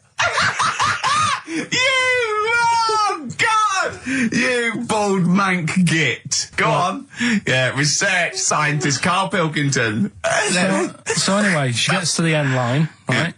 And they got talking. It was a nice day, nice race and all that. He said, "Did you see a little thing on a tricycle?" Thing? Well, a person, surely, just a human. Did you see that? No. Did you see that bloke on the tricycle? So anyway, turns out Tricycle. Yeah. Well, what did you say? Thing? Well, no, was no suspicious. I mean, what did you say? Did you see that fellow on a tricycle? anyway, so it turns out Go on. it was a chimp. You're joking! Right. Well, Christ almighty, there you go. Unbelievable, and it was a chimp all along. So anyway, right, so the woman's like We're never doing this again. checking out the news, right? There's nothing on it. She checks out XFM Monkey News. Right, okay, I I'll don't stop you there mention again. it. Right, if it turns out she does on the news, right, and the circus goes, we're looking for our chimp, it used to ride this tricycle, and it escaped with police chasing it. No. So she listened to XFM, see if I'd picked up on the story. Yeah, sure. I didn't have it and stuff. So she got in touch with the organisers of the London to Brighton bike ride, said, look, saw a little hairy fella. Why did she care? Because she wanted to know. She thought it was a bit odd. Well, Turns out why- it was a chimp. They weren't happy about it. Of course not. Because now the owner of the chimp wants to enter it into the Tour de France. No! Oh, God! I'm gonna die! Oh, God! In 2005. Now, a couple of questions. I trust you'll be able to answer these. Oh, God! Steve, help me out. How did it get hold of the tricycle? I don't know. Okay. Okay, no, that's fine. That's not an important point. Look, that's important. How What's the did matter it- with you, Steve? He doesn't know that. How did it know to... well, firstly, how did it know which way to cycle? But more importantly, how did it know there was a major bike ride? on that day? Following the crowd, No, Steve. no. What's the matter with you? The owner of it had trained it and stuff. No, he hadn't. It had already done the run beforehand, before the big day. No, it hadn't. Like I say, it wants to do the Tour de France in 2005. No, it doesn't. But there's something about animal rights. If they don't let it enter, they can kick up a bit of a fuss. No! The animal rights is that it's cruel to make a chimp ride a bicycle. Not if it that wants it's to. prejudice that it'll go, is it because I is hairy? You idiot! Right? So, Wow, that is the worst. That is the worst one yet. Absolute twaddle. Absolute rubbish, Carl. Have you got a tricycle? Unbelievable. If we didn't allow a chimp to enter, the Tour de France, what do you think we'd do? who's going to stop it? Do you know what I mean? Who's going to stop that? I mean, you're asking me if I'd be president, what would I do? That wouldn't be high up on the list to sort out. I'd say let the kid have a go. Do you know what I mean? Let him have a go in the race. What harm is it doing? Not a kid, though. This is a chimp. Well, do you know what I mean? Can I also just remind you of something else we've learned today? What? This is from the listeners. Turns out Chris Moores is a bit of a prick. It's the time that most people, I imagine, have been waiting for. Monkey news. Play the jingle. Okay. Oh, chimpanzee that monkey news. Right. Come on. Come on. Should be ready, Carl. That's amazing, isn't it? It's like Nicholas Witchell. The bomb. No, that's not the first. Come on! No, it's always difficult, isn't it, to sort of find something that's good each week, right? Last week, we did the chimp. It is for us, yeah. We had the chimps who were running a health spa. Yeah. Right. We've covered the one who nicked a car to go on to Spain. Yep. To sort his future out. All shite. The hairdresser, I think we've done that one, the little monkey hairdresser. This week, we're looking at monkeys, that they use in... Do you know, like monkeys, they know how, like... I've lost the will to live, Steve. Oh, well, I don't want to do it. Right? Well, come on, come on. What are monkeys good at? What a monkey's good at? Yeah. Well, running small businesses, cutting people's hair, and driving cars. Yeah, they love Spain. Oh, and foiling bank robberies. Yeah, they're great. Well, something else they're good at, right, is like weighing up the situation. Oh, God! If you stick them in like a field with loads of like obstacles on it, right, they're good at sort of, I can get over that, and I climb over that, I'll swing from there to there, that sort of thing, right? Okay. So the people in charge of somewhere, I've thought, we can use that skill, right? And what they've done is they've got a load of little monkeys, right? They've given an IQ test. Yeah. And the ones that score above 80, right? Get to produce this show next week. Join the army. Right. How do they join the army and what do they do? They just, what they do is they set little obstacle courses up for them. They do that. They do a cross-country run. They do, the IQ cross-country test. run? Yeah. Okay. And then once they've done all that, they make them a little uniform, made to measure little uniform. Slightly longer arms, shorter legs than usual, yeah. Yeah. And, basically then they taught how to use a gun and that sort of thing. Yeah, of course they are. You're talking rubbish again. This came through literally, pretty late on, so you've not had a chance to corroborate all the facts, as usual. just have a look. Right. It's the bit I'm looking for is, well, A, why are they doing it? Why are they doing it? Yeah. Why do we need monkeys in the army? And secondly, why are we giving them guns? I'll just check to see if any of that I love that we only let gays in recently. Yeah. Talk amongst yourselves. Yeah. Just have a look. I can't read it. There's too much pressure. Well, it's rubbish. Just have a. But it's rubbish. They don't get it. Again, it's the way that there are things there are animal cores, right? There are horses, there are dolphins, sea lions. There are lots and lots of animals in the army, but they don't have to pass an obstacle test as such, and they're not taught to fire guns. We'll You see. straight away assumed that there's going to be loads of squads of men, and then just one little monkey in the middle. Like, he came second on the test. He's in. He's in, boys. What do you think, Steve? You've read it? Well, as ever, Carl, this is an arbitrary email sent by one of our listeners. You know what Ricky and I think of them. and so we're not really basing this on hard evidence. We're basing it on the ramblings of one of our listeners. Rubbish. Once again, lazy, rubbish, uncorroborated, nonsense. The stupid test that you got wrong. Rick, that sounds like monkey news to me. I wanted to play those adverts for you on XFM 104.9. Well, that's about it. We've had some tears and laughter. I mean, the only real thing that we learned from today's show that's corroborated and is absolutely true is that, remember, Mancunians take off more sick days than any other area, 11 days per year, compared to sort of like 8 Liverpool. And from that we extrapolate, do not trust Mancunians. Well, I'm not saying that. I think that's a bit harsh. I'm saying, make sure you get in writing that they're not going to have more than sort of like the average number of days off per year. Yeah. Or if they start taking loads off, fire them. Yeah. Do you know what I mean? All right, Carl, you've had a good day? We're going to end with a beautiful song, aren't we? Just to show we're all still friends. It's Jimmy Webb and his version of Galveston. See you next week, I guess. Bye.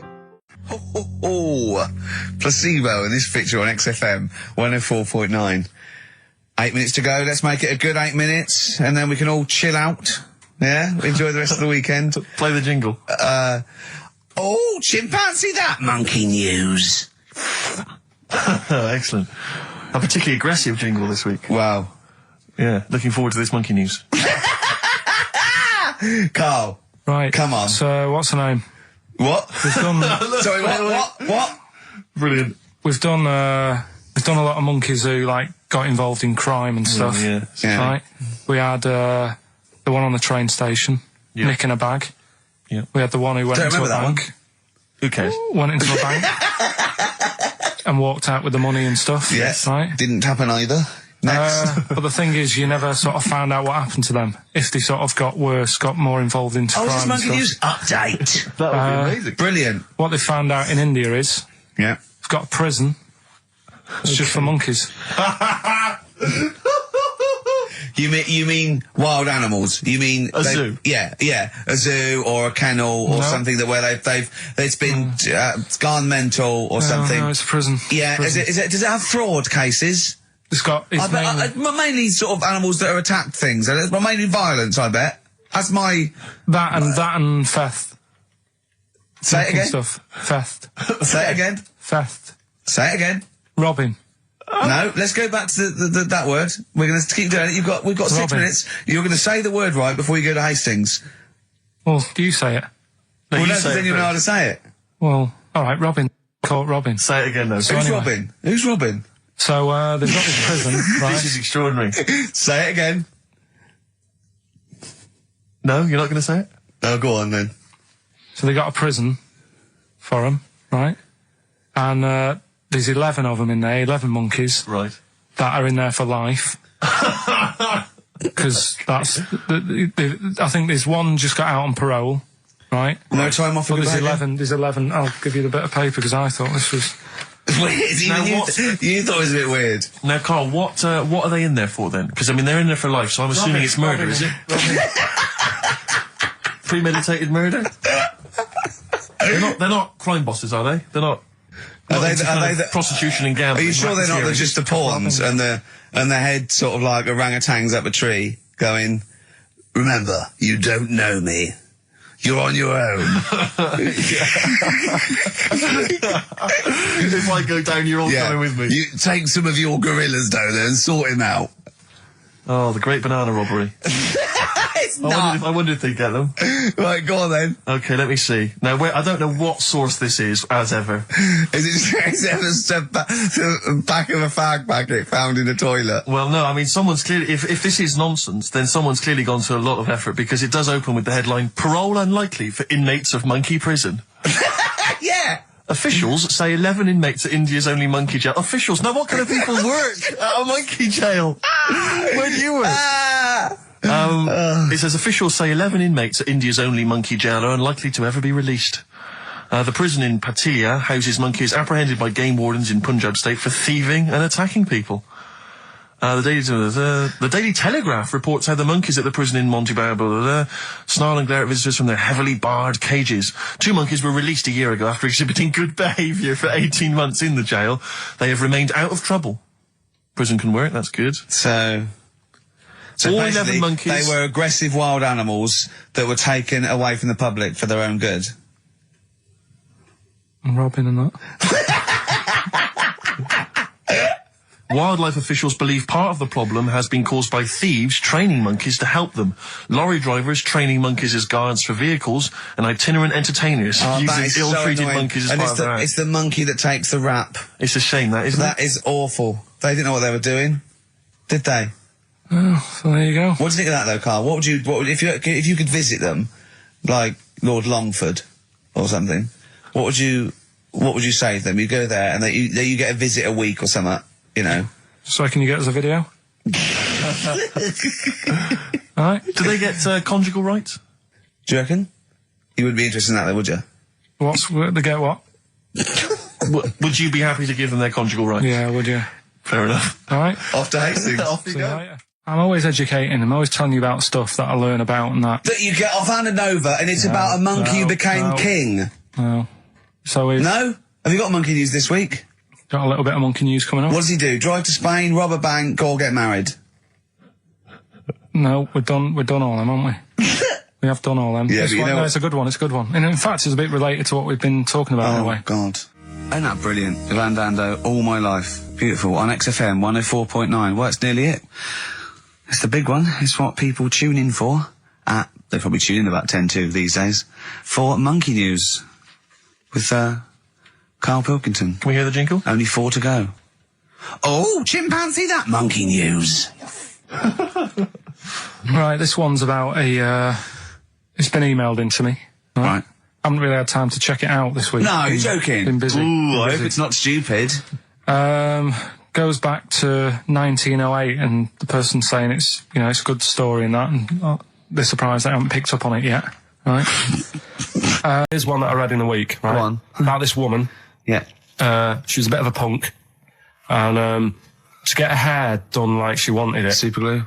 Right. No, she got lard. Apparently, it's a popular thing. You might know. Put lard on your head. Yeah. And you put it in the oven. Oh. Now, apparently the heat that you get from the oven is different from the sort of heat you get from an hairdryer, right? And she had to do that to get the style that she wanted. But anyway, she comes into money or whatever, treats herself to a microwave, right? It's not true. Opens the door, jams the things, like the little catch, so the microwave works. She jams it with a screwdriver or a knife or something. Yeah. Puts the microwave on, sticks her head in, boils her brain. Don't be ridiculous. Right? Well, why is that ridiculous?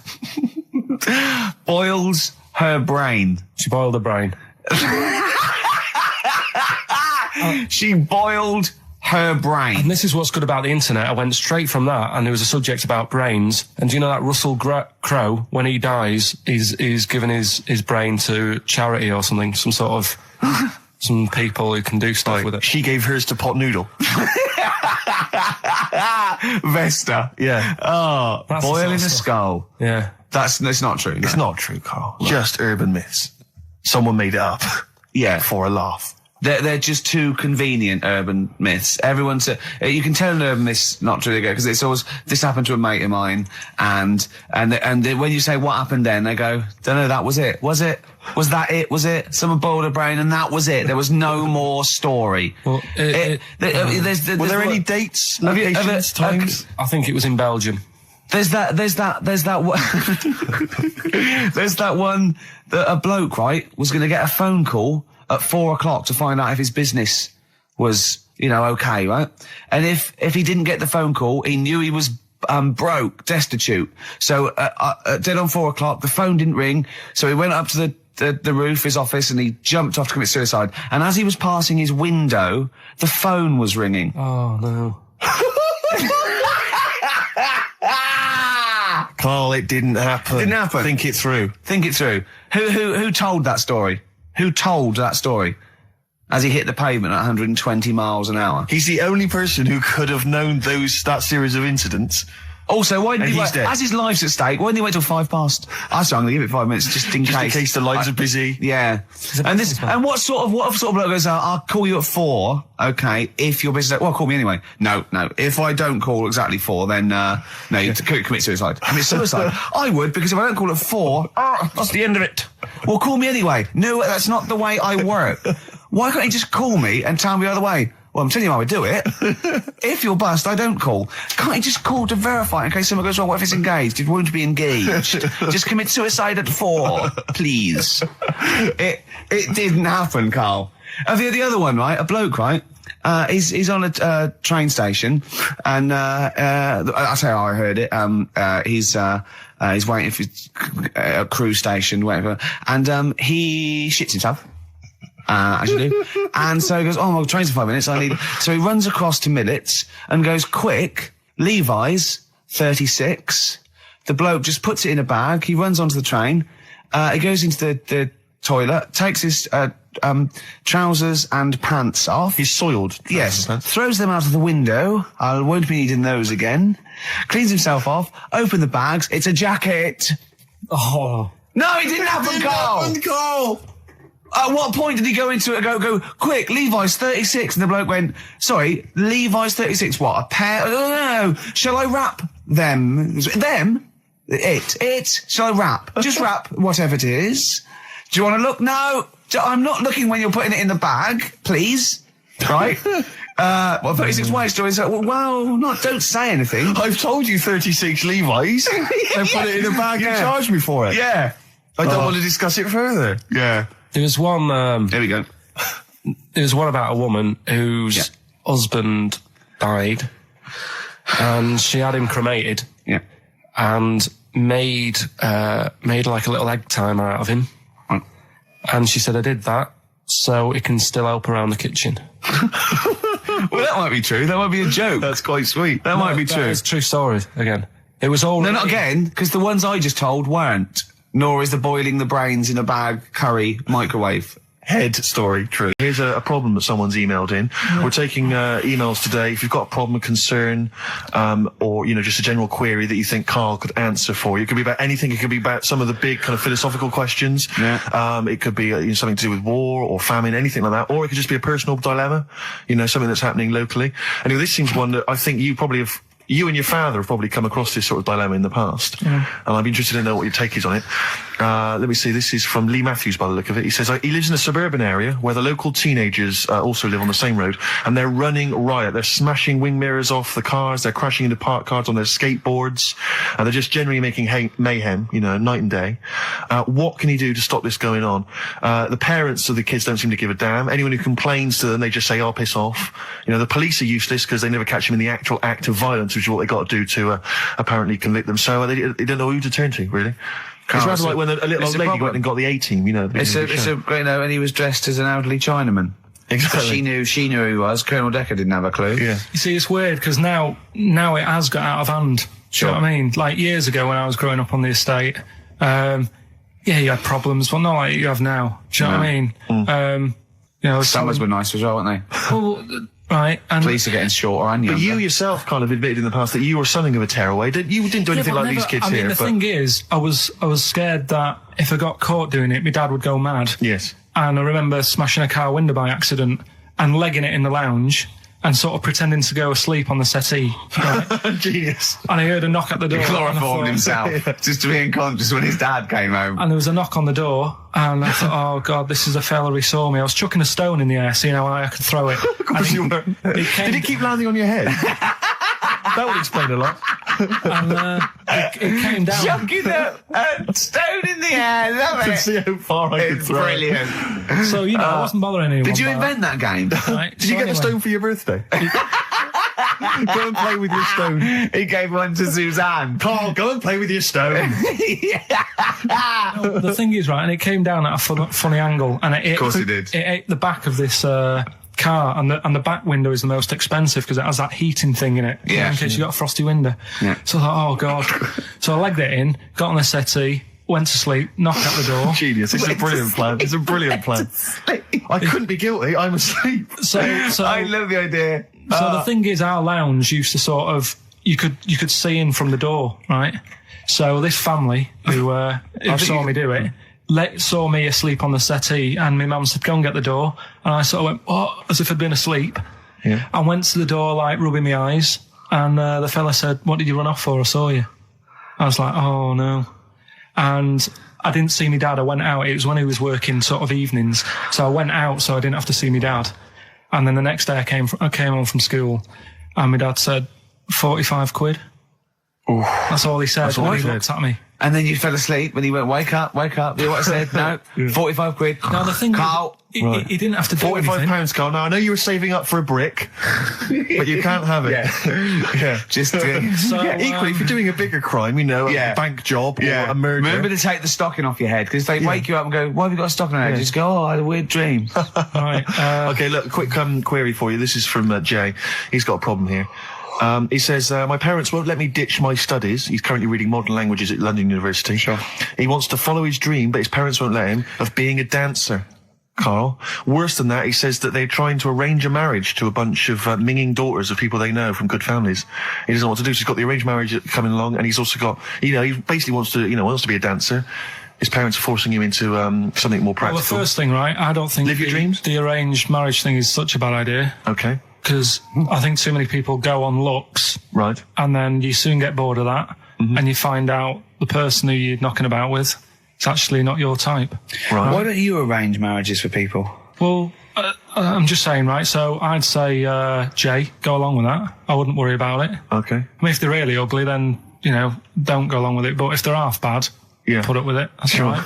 The dancing, Brilliant. right, That's that solved. Brilliant. I wanted to be a dancer. After I did the boxing, right, I joined a dancing thing just near Man United's ground, right, called Twiggy's. Went along, I wanted to learn some moves. How old were you? Well, it was when Michael Jackson was, like, pretty big, so about 83, 84, 85, something like that, around there. Wanted to do it. When I went, it was shut, and I'd become like a warehouse for toilet rolls. So in a way, I wonder what would have happened. Sorry. How is that an anecdote about you going through dancing? You've told me before you did boxing for a while, you did dancing for a while. You had a true fight in the boxing. You didn't even get in the. That's not an. Imagine if that was a film. This is a boy's dream of becoming a dancer. Oh, it's shut. Next on. I mean, how is that a story? Yeah, that was Billy Elliot. Do you think it would have won quite as many awards? Yeah, brilliant. Footloose. All right, Yeah. I'm fed up. They banned it. Let's go. Oh, it's shut. Flash dance. First, there was. It's a warehouse. Never mind. I'm just saying, you'll find something else. I think I got a go-kart after that. I bought a motorised go-kart and kept myself busy with that. So there's always other Just things. think, Alan Bennett has to sit down and really sweat over his stories. Yeah. He just opens his mouth. You are a living Alan Bennett character. So that's that. So that's solved. Well, Jay, don't worry about that. There's no emotional problems I can foresee if you follow that advice. So the advice there is do an arranged marriage. If she's not ugly. minging, she's not completely minging. Yeah. And don't worry about dancing. What's the educating Well, wiki? I don't know. See, like I say, I was looking around, and there's stuff that is interesting. Right, I was looking on the web, But there's no point. well, it's just that I found one about What's the point? about a lad who 8 years old, but he's still breastfed. Now, I don't know if you can get anything out of that. Is that what his mum said?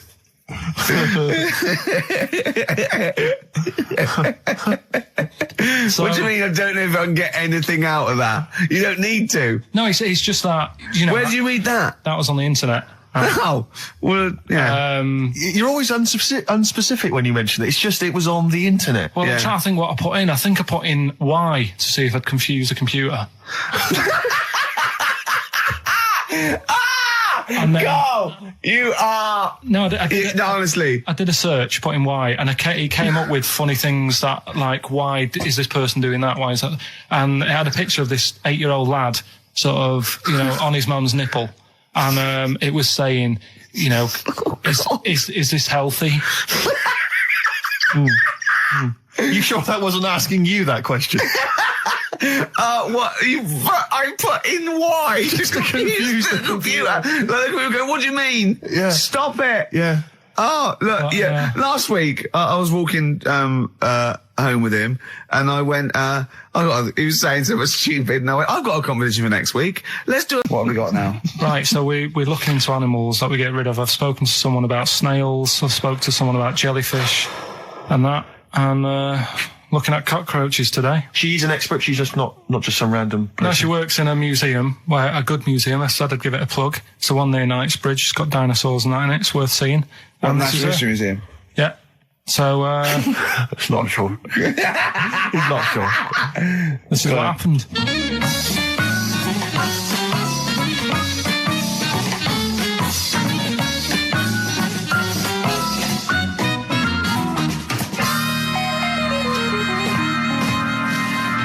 Now, what I'll do, I'll tell you as much as I know, and then you can fill me in if I'm right or wrong.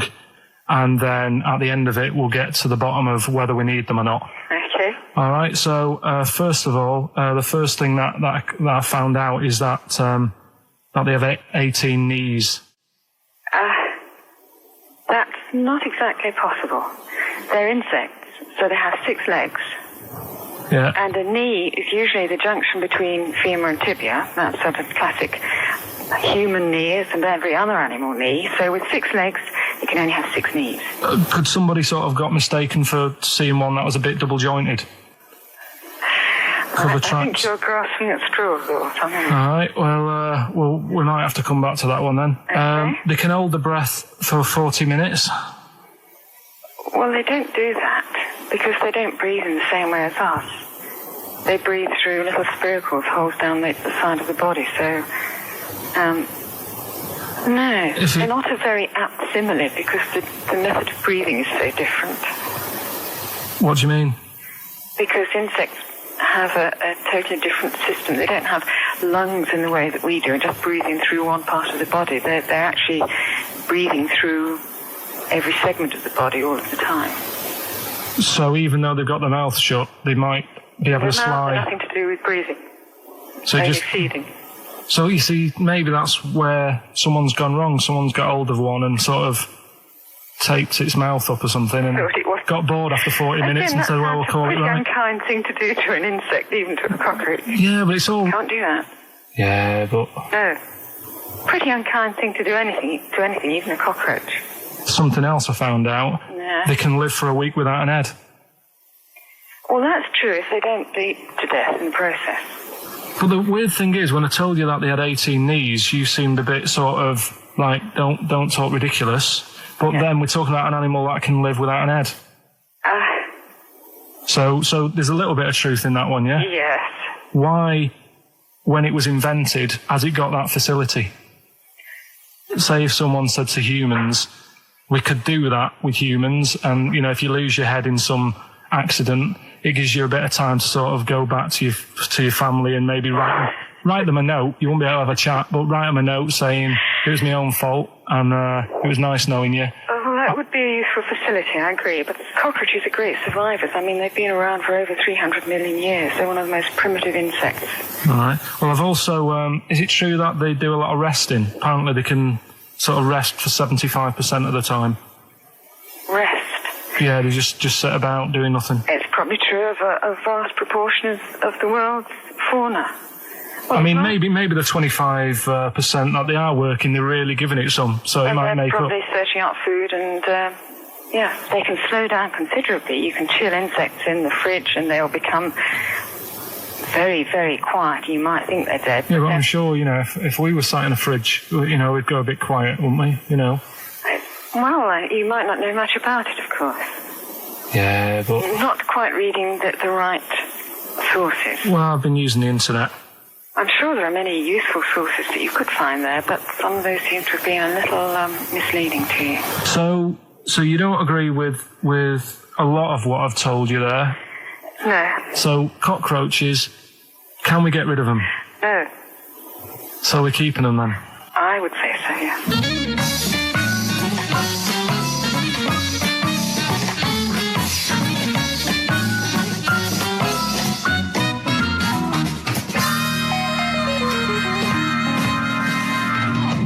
I think we should get her on more often because she sounds like she'd be a bit of an ally, really.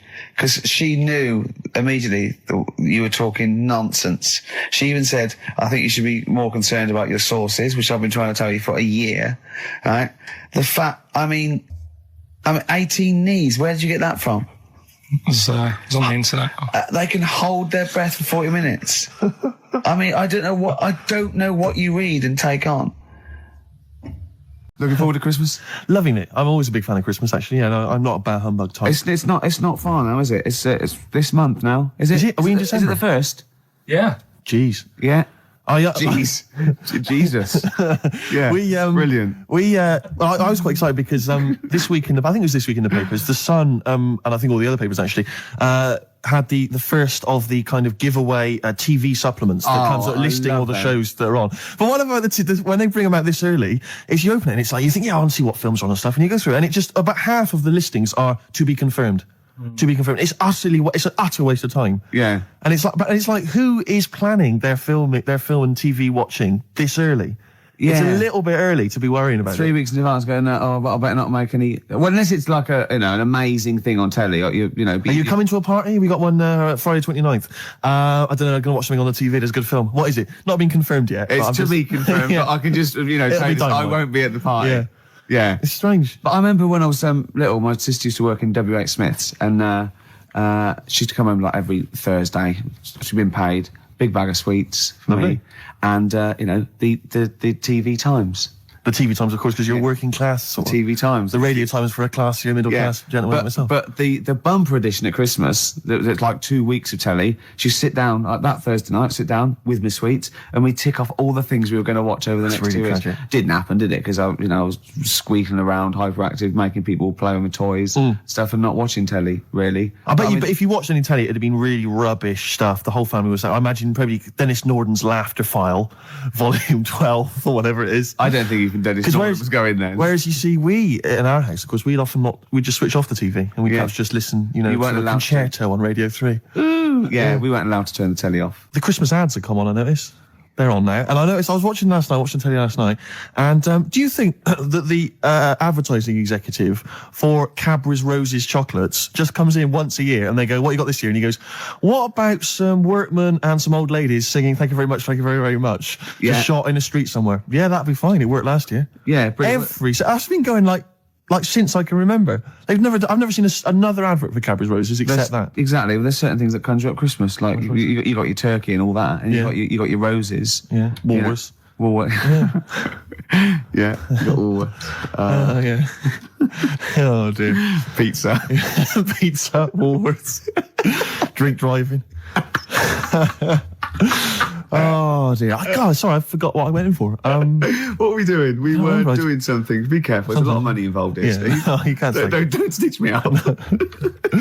XFM's Claire Sturgis. Yeah. Yeah. She stayed off it for just a day. She's not. No. She's clean for a day. You're on methadone or what? You on? No, I'm clean now. You can actually clean. Eh? Yeah, Well done. absolutely. Yeah. Well done. Well done. Congratulations. Well done. Yeah. Clean for Christmas. Oh, that's beautiful. You're still thieving though, aren't you? Still thieving. Just Can't lose the thieving. But at least the money now goes on like 40 Benson as opposed to a little £5 starter pack. It's lovely. Yeah. Scam. No, it's sweet. Right. Okay. It's nice to see a little miracle for Christmas, Rick. It's beautiful. It's lovely. Yeah. Yeah, I'm already in the Christmas mood. Are you in the Christmas mood? The thing is, what she's still got left over from it, and these are the scars and the reminders of your smackhead thieving days. those little homemade tattoos on her face. Exactly. That Exactly. she did with a pin. Yeah, she looks like Seal. And some quink. Exactly. Yeah. Oh, but no, Merry Christmas to you, Claire. Yeah. Merry Christmas. Thank you, Merry It's Christmas. great. You're still living in the projects. Yeah. It is one of those little She's still miracles. keeping it real. She's It's like wonderful. little tiny Tim. I tell you what, she's a bit like Jesus Christ. In a way, yeah. In a That's way. blasphemous. Please play a record, Claire. Anyway, it's Christmas. Let's not disrespect Let's each other. not- Let's no. be cheery. Yeah. Can I tell Sturgis what you got your family for Christmas last year? I just remembered when I was outside. Please. It was a joy because Gervais is a generous man. And he's a thoughtful man, and he's got a lot of brothers and sisters and a lot of nephews and nieces and stuff. Well, I've got about 20 people to Yeah, get you've got presents for. exactly. So it's it's a tricky business. That's why I think you got him £200 worth of lottery scratch cards. I had about a minute. I was getting a lift down to Reading, and it was my mate Jimmy, and I went, hold on, I just got to get the presents, and I ran into the 7-Eleven opposite me and got $200 worth of scratch cards. That's amazing. It's such a working class Jippo gift, isn't it? But did any of them work? Anyone win anything? Yeah. I mean, some people were down. That was a present. Hard luck. That's the risk you take when you accept this present. Some people were up £70, so they had a great Christmas. Let's bear in mind that there's like some children who are like 7 or 8, scratching off scratch cards. They got to be 18 to claim them. And just the rest of your family sort of, I can imagine, just wrestling them off. You can't claim it anyway. It's not off. No, have I won? No. No, you haven't. No. But I've got 3 dumbbells. It's 3 the same. You don't get anything for that. Not in this game. Unlucky. Are you going to do that again this year? Maybe, yeah. Christmas. We were talking about Christmas. Yeah. Gifts. What's wrong now? I didn't know what that meant. What? Were you having a go at me because I went on Jonathan Ross show? No. I thought you'd said something. You'd said my name by mistake. You'd said someone else's name when you were talking to me. Oh, right. But I didn't hear that. So when I heard you just go Okay. Steve, I thought you were correcting a mistake you hadn't made. No. Exactly. No. Okay. All You right. see? Blunder. What did you call me? Fatty. Good. Right. We're talking about Christmas, Yes. Well, it is because it's just the fact that it's the right time of year to talk about it, to be honest. It's topical. So let's carry on. Go on, shoot. Well, I just wondered if your Christmas gift buying had always been as thoughtful as it is in recent years. Oh, well, no, that was actually, even though it was thought pretty lazy and thoughtless, it was quite generous in the sense of financially. But I remember, God. Now, even though I sort of come from a working class family, my dad was, a labourer and my mum was like a housewife, but I was spoiled at Christmas. I didn't have like pocket money or gifts and that, but, she'd get out of a catalogue and pay for it for the rest of the year. So I did have great presents. Yeah. And because I had older brothers and sisters, they were earning, so I had good presents. And it was okay for me to, give them nothing or do a card or something rubbish. But then I remember one year when I just suddenly realised I was too old to be doing this. It was like, in Jaws when it pulls focus. Yeah, and you go, oh my God. And I just realised that's the worst present you've ever, I think it was about 12 or 13. And I remember it now. My sister had got me a Cat Stevens album. Great. I think a birdhouse, and like a quiz book or something. Yeah. And it was my turn to give her a present. And it was a bottle of shampoo that I'd found in the bathroom and wrapped up. It's a big jumbo, one of those Tesco's, Had it not already been used? No, I don't think so. Mum had bought it, You just topped it up with water, wrapped it up. I just gave it to her and she went, oh, thanks. I thought, oh, outrageous. God, that's rubbish. That's really bad. It's rubbish, isn't it? That's really bad. I know, yeah. I remember one year, I really wanted a Scalextric. I was going, what's Scalextric? And my mum was going, no, you'll just get bored of it. I know what you're like. You'll get bored of it and we'll have spent all that money and you'll be bored. I was going, no, I won't. I love it. I'll play with it forever. And, and she was going, no, you won't. And I was going, I will. I love it. And so she bought me Scalextric and I unwrapped it. And I was using it. I was bored instantly. Yeah. But I didn't tell her. I pretended I loved it. And so, I'd always be playing it monotonously, hating it. I know. But I'm loving this, Mum. It's absolutely brilliant. You were wrong. You were so wrong. I'm loving it. I know. Things with Sky Electrics, I think it was great at the time, but I think it was an XFM party actually years ago when they got Sky Electrics and like loads of us think, oh yeah, I used to love it. Rubbish. Yeah, really rubbish. It's tiny. Yeah. It's about 2 foot long. Yeah. You go, put it back on, Yeah. Dave. Yeah, there Exactly. you go. Oh, can you put it back on? Exactly. But you want it to at least kind of change into a robot. Or kind of come off and just drive around the Of course, these days it's all virtual, Steve. That's true Isn't enough. it? In your mind. Well, we all take a pill, don't we, Rick? And then we're in some kind of fantasy world. I am Ayrton Senna for a little while. What about those bloody computer games? No one's reading a book God. anymore, are Mummy, they? what's a tree? Download. Well, I'll tell you what. I'm going to play a song now. I think I've dissed U2 for about 15 years, but I've got them wrong, and I'm going to play a lovely track off the latest album. It's the last track on the album, Ground Beneath Her Feet. It's from All You Can't Leave Behind. Beautiful and song. I think it's one of their greatest works. Steve Taylor, the man with the knowledge. Come in. Hey. All right. Christmas to It's you. like Steve Wright and his posse. All right, Merry Christmas. Hi. Hi. Hi. Are you So a tell great... us, are you a great ladies man? Were you a great ladies man before you were married? It's not something I talk about. I'm married now. Because he's sort of like got a little shaved head and he's got a beard and it's exactly the same colour, sort of ginger hair. He looks like a tennis ball. It's just hair, exactly the same length, all over his face. And no reason for me to come in was that abuse was happening without me here. Yeah, I know. And now I've come in, you just continue. But say hello, so it's with your blessing, and I think we're nice. Say Merry Christmas. Hi, Merry Christmas, all listeners. See, you're on at 5 o'clock, aren't you? Yeah. Right, I'm going to make a note of that. When I bought those 2 albums, I'm going to listen to Steve Taylor, the man with knowledge, on at 5 o'clock on XFM. Isn't it incredible? Because he's been in since 11 o'clock this morning, just compiling information for every record he'll be playing. Yeah. The show's only 20 minutes long. But you know, with him, it's because he's got to offload it. Yeah. He's got to talk about it all the time because it's only, he's got a huge brain. It's wom, it's going Throbbing, wom, yeah. all What are information. you playing next, Claire? You bored? Sorry, were tell we us- boring you two? Oh, was just that list? Isn't that cute? Yeah. So can you tell us about Starsailor? What do you know about some interesting facts about Come on, Starsailor? into the microphone, into the micropole that goes down the loudy box and out to the radiograph in the homes all around England. They're rubbish. Thank you. Steve Taylor, controversial view. Still, he has bred people. Stereophonics and the theme tune to BBC Two's The Office, Handbags and Glad Rags. Absolutely. So I think we should be playing Christmas songs as well, though. Because American Christmas know if War I is like over. A great. Is it really? What? The theme tune to The Office? I think you meant is war really over? It is. Thanks, John. Yeah. It is. Yeah. Yeah, it is. Yeah. That's well. There. To be fair, Rod Stewart did it first. Yeah, and we don't use the Stereophonics version. Oh, No, right. or the Rod Stewart version. Thank you. Too expensive. Exactly. Costs a See, fortune. had to re-record it. Yep. Or little known facts. Yeah. You should yeah. save that for the DVD. Or Steve Taylor would have blown it anyway. Yeah, exactly. Wouldn't he? To come on with the knowledge and told Yeah. him everything. I was thinking Fairy actually, Tale in New York. beautiful song. No, Can we- it's a great can we song. find It'd be that? nice to turn dig it. I'm sure everyone's playing it at the moment. Yeah, let's On the do it. loop. Yeah. Let's But not I mean, we play should. it. It's good. No, it's Let's play Simply Having a Wonderful Christmas Time by Paul Can we McCartney. play Driving Home for Christmas, Chris Rea? Oh, he is.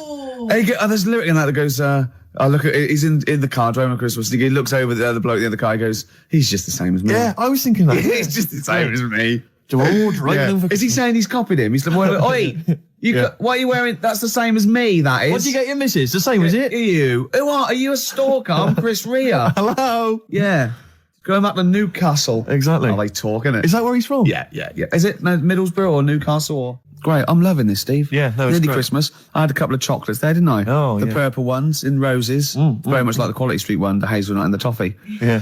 But get me in the mood. Now, I know if you're a fan like me, you love the roast dinner. Oh. We love the roast dinner. But the Uber roast dinner is the Christmas dinner. Oh, I'm looking forward to it. No, I'll I'm tell you thinking this, about it now. I can't believe how many different sort of meats you're going to have in your house. Well, we always have the turkey, obviously. Traditional. Plus, we always have a little bit of pork, a little bit of lamb. Oh, God. And don't forget the sausage, you know. Well, I love the fact that someone's designed the turkey Christmas dinner, and then they thought, wait a minute, I also want a little sausage, and let's wrap it in bacon. Why not? Let's have just some have stuff in it Can as we well. have some? Can we have all the meats that are available? Someone said, please? hold on. There's sausage meat in the stuffing. Now, I went, well, sue me. Yeah, exactly. Sue me if I want a bit of extra sausage. You know what I mean? Oh. It's the work of art, and it takes It's genius. hours. Rick, can I ask you, what kind of Go on. veg you going with this year? Veg, well, I just love the roast potato. I mean, people have tried to sneak in the Brussels Because you sprout. don't eat vegetables or anything I try green, do not you? to eat. Parsnips. I love parsnips, but when they're crisp and crunchy, like a trendy crisp Yes. in a wine bar. I love it when yeah. Oh, I love that. We'll be having carrots. We'll be having leeks. We'll be having Brussels, obviously. Yeah. Brussels. Yeah. And my mum will always throw in a little bit of something crazy. Maybe there'll be a little bit of red cabbage, something wild, something exotic, or something Vim, continental. or a used condom. To be quite honest, I think she's mental, your mother. She's But, got to stop that. But who knows? Any kind of treats. And I love the fact about the Christmas dinner is that people are taking weeks, years planning it. I know. They take, yeah. months. They got to defrost. Did it? Can you talk about your grandparents? Well, my grandparents, of course, the thing about my grandparents, I have mentioned this before. Yeah. I don't think I love I this. think they've got about 3 teeth between them. It's unbelievable. My grandfather. They're all their own, though. He was in the RAF in the war, right? And for some reason, he had problems with his teeth, and they pulled them all out. And they replaced them with a false set of false teeth. But during the wartime, I don't know whether this was just like what it was like during the war or just the 40s, but he had a kind of wooden plate put in with like some kind of fake teeth attached. Oh no. And he's never had that changed. So he's still got the wooden plate and about 3 teeth still hanging on it. Oh. It's just so he and my grandmother combined, they cannot eat anything that's kind of solid. So they will literally get up for Christmas dinner. They'll get up and they'll put the meat on like it's sort of 6 a.m, go back to bed for the day, get up and eat it about 9 o'clock at night. And the best compliment you can have if you've cooked dinner for my grandparents is, oh, this is lovely. You can suck it away. Yeah. Imagine that. Imagine why don't they just liquidize it? Have a nice little roast smoothie. They have done in the past. Really, and a little apple crumble smoothie to follow. If we take them out to eat, like at a restaurant or something, we've got to phone ahead to make sure there's fish on the menu. Really? Because they can only have fish. But then the bones, you see, that's a problem for them. Well, you can take the bones out of fish, can't you, and sort of mash it up? Yeah, but the eyes are going Steve, as well. could I suggest the fish cake? It's already mashed. It's with the potato. It's in a crispy crumb, which doesn't hurt anyone, whether you got teeth or not. Rick, can I go on? Make a little? Yeah. I just want to make it because obviously not everyone's as fortunate at Christmas, Rick. No. As us. What about the vegetarians? What are they eating? A nut cutlet. What the hell a is lovely a little nut cutlet. Can't they have like tofu, but in the shape of a turkey? But I love the fact that so often, you know, certainly your Linda McCartney veggie items, they always try to fool you into thinking it's the real thing. You know, some veggie sausages that they've injected with something so they'll taste like sausages. Yeah. Eat the real thing. I don't, you don't really need it that arbitrary shape. If it's, you might as well just have it any shape. What angers me with the vegetarians? What angers me with the vegetarians and the vegans, even worse, is that look, we're breeding all these animals to be eaten. Yeah. They're going to get slaughtered anyway. Chow down. Come on. Yeah. Those chickens in those little kind of pens, you know, 4 of them in a little square box. Yeah. You know, I mean, they're sort of crapping eggs out every couple of minutes. Yeah. You're not a zoologist, are you? I am not officially. Yeah. No, but I know what I'm talking about. Rick. Yeah, you do. I've seen brochures. Yeah. I've walked past a farm while on holiday. Excuse me, farmer, could your finest hens crap me some eggs for my tea? No worries. Chicken, crap a little egg for me. Oh, brilliant. An old Christmas classic. Oh. No, spare a thought for the vegetarians and worse still the vegans. Yeah, and what about Travis? What do you think they'll be doing this Christmas? Having a whale of a time. I'll tell you what, Steve, it was an excuse to play the record. Genius. It was a link. It's the Christmas edition of the Ricky Gervais Show with Steve Merchant. Hi. I'm loving it. Yeah, it's good. I'm in the Christmas spirit, actually, I have to say. Yeah, definitely. I do enjoy it. Will you be looking forward to, I know everyone talks about it, Rick, but Christmas telly? I love Christmas telly. Christmas Day telly's got, I get up and Noel's giving out some presents around hospitals and that, and then you might have the number ones of the year from Top of the Pop. Then you might have a little, I don't know, I don't watch the Queen's speech, but you know, you have a little sleep then, don't you? Maybe after a big roast dinner with too many sausages. Yeah. I'm only joking, Mum. Let's have some more. It's true enough. More chocolate, please. Yeah. Well, let's not, you know, there's people starving in the world, so let's not rub it in. Hopefully they're not listening to the radio. No, probably not. It's been a great show. It has. Even though I say so myself. Yeah, you know, I've enjoyed it. Looking back over the year, Rick, looking forward to Christmas. Go on. Can I just throw a big thanks out to all the people that have emailed us and phoned in and written to us over the last sent 6 us things. months. I think it's about 4 people who keep doing it. Yeah. Recycling the same under old joke. different names though. Exactly, but we don't tend to read stuff out, but it is appreciated. It is, and it's often gets into the show whether you know it or not. Exactly. In some way, we steal your jokes and pass them off as our own. Nice email from someone there saying there is a tofurkey. A tofurkey, yeah. So a tofu turkey. Yeah. You can buy it in the whole trimmings. See, I made that up. I could have written that down and, well, it had already been done. Yeah. So I said we can't paint in the tofurkey. Sure. So I've embarrassed myself again. Sturgis, are you going to be driving home for Christmas? No, I'm Driving going to home be for here. Christmas. I'm going to be here. God, she's working. He's just the same as me.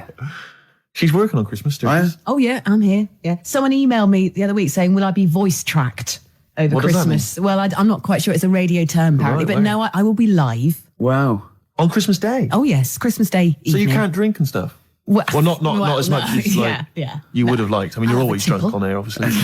yeah, but it's getting to that point. I didn't know she drank till I saw her sober one day, Sunday morning when she came in to do an early show, and she was talking differently. Yeah. She went like, the pub's not open yet. Exactly. And I realised. It's terrible, isn't it? Well, what should we play now? I don't know, Steve? I've kind of felt like we've sort of exhausted ourselves, really. We've run out of stuff to say. Have we? We've made all our observations about Christmas. Yeah. We've taken a sideways glance At the sausage. Yeah, exactly. Oh, that's Right, a funny look word. at this year's stuffing. Remember we talked about stuff? Do you remember I think it was 4 links ago. Yeah, sure. No, listen.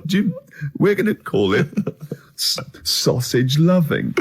And we talked about all the different things you have on a plate and that. And we started off with like turkey, and then we went. I'm just trying to remember some of the amusing bloopers that took place over the course. Do you remember when you didn't make it back in time for the link and you were making tea? I was making tea. That was a oh classic God! What was that one when I think you said something like that was a white stripes. He's going to Exactly. say the word wrong or something. Yeah. Oh God! If you're one of those people. Oh, this is great. I'll tell you what. I'd like to play a record because I'd like to talk about this link later. Yeah.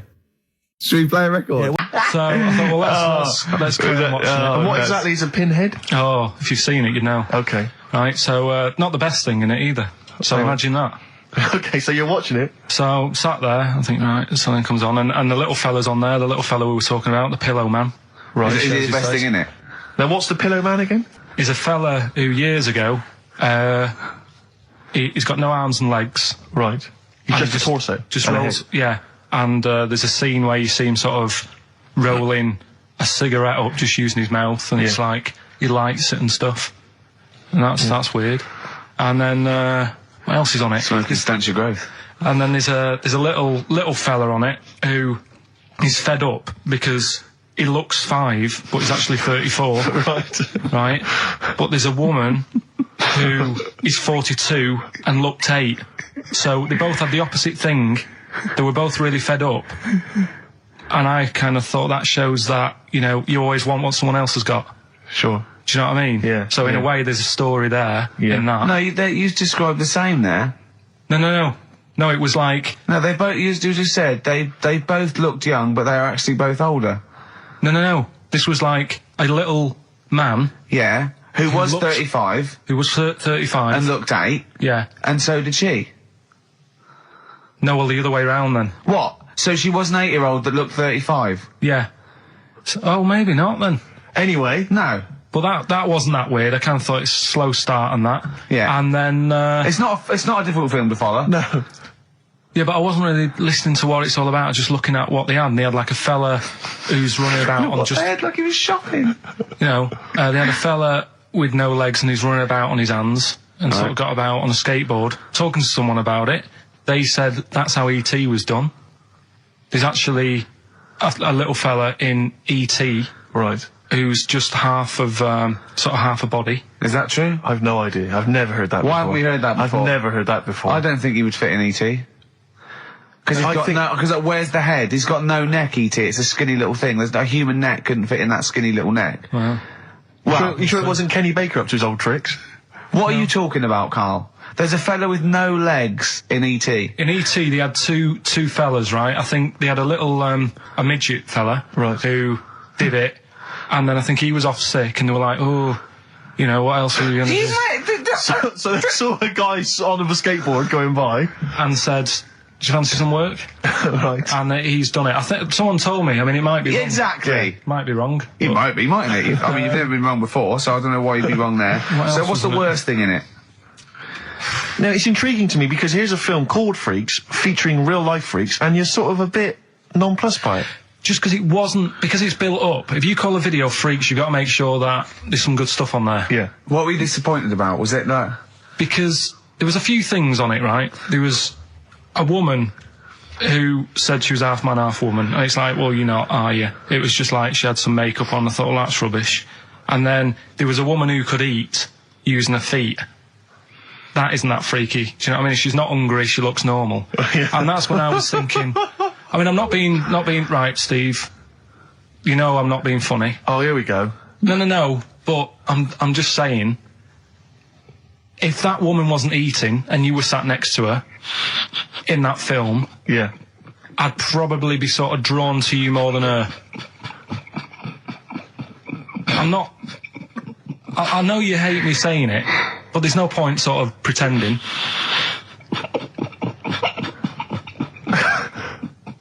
Do you know what I mean? Oi, Muttley, what are you sniggering about? That face.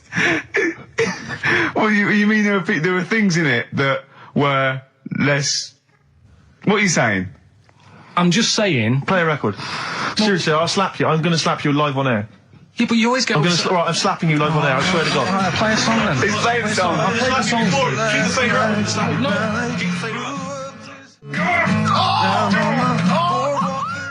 Bruce Springsteen, Atlantic City from the album Nebraska. So melancholy, that one. I love that one. Wow. So Freaks then, all in all, not as amazing as you first hoped. It was built up too much. Do you know what I mean? Really? It's like Is that some films. is that my fault for getting you excited? I just can't believe it. I hand you this thing on a plate. So I know, you know. And I'm not being out of order, Steve. I'm just being honest. We've always said that about this show. We only talk about stuff, being honest and that. Yeah, no, sure. And I've always said the first time I saw you. Sure, no, you've always been honest, and I've always been I've honest with you. I've always said that, you've got the intelligence and insight of a gnat. Yeah, but if I keep quiet, people don't know that. Sure. All right, Incredibly you do, Carl, because you look stupid as well. Well, Yeah. No, but Carl was being nice then. You don't. I'm just saying, you're a good bloke, and now I've got to know you. Sure. Yeah. Yeah. The first time was weird when I saw you. Yeah. No, leave it. Don't just try to interrupt. Just to let it go. No, right. I'm just saying the first time it was weird and that, and then weeks go by. Sure. And the weird thing is, I kind of thought maybe he's not that odd looking. Yeah. Right? Yeah. And then you went to LA for 3 weeks. Sure. And when you came back, it was like the first time again. Right. Yeah, Okay. No, I'm just. Okay. Wait. No. Stop it now. Yeah. Right, everyone, stop it now. That No, doesn't- but I just think I'm a little bit more consistent, because I've always thought you were an idiot. I don't want this. Don't argue. He was just okay. No, I just, you know what I mean? My opinion has never changed. I've always thought you're an idiot. No. It's that's just been all through nice. Let's look. Peace. Shut not up, war. fatso. Peace, not war. He's just such a stirrer, isn't he? No. He loves it. Don't think I didn't see you whispering behind the microphone about what to say to Look what Carl. I've just drawn, Carl, subconsciously. Yeah. Let's see. I drew a picture of him. It's something going to be on the website. It's not been on the website. No, it's going to be. I drew a little cartoon of him. No, not yours. I drew one of Carl. Right, okay. What were we talking about? That was a... So yeah, no, the Touchy Freaks thing, moment. it's over and done with. It was all right if you want to get it out on video. Sure. It's probably worth a look. There's a couple of things on there that get you thinking more. It's like how their life is and stuff. Do you know what I mean? How it's affected, and like the little pillow man, or the fella who's got half of his body missing. Yeah. It's stuff like that you think, oh. But what's the one that was disappointing? You said it was a half man, half woman.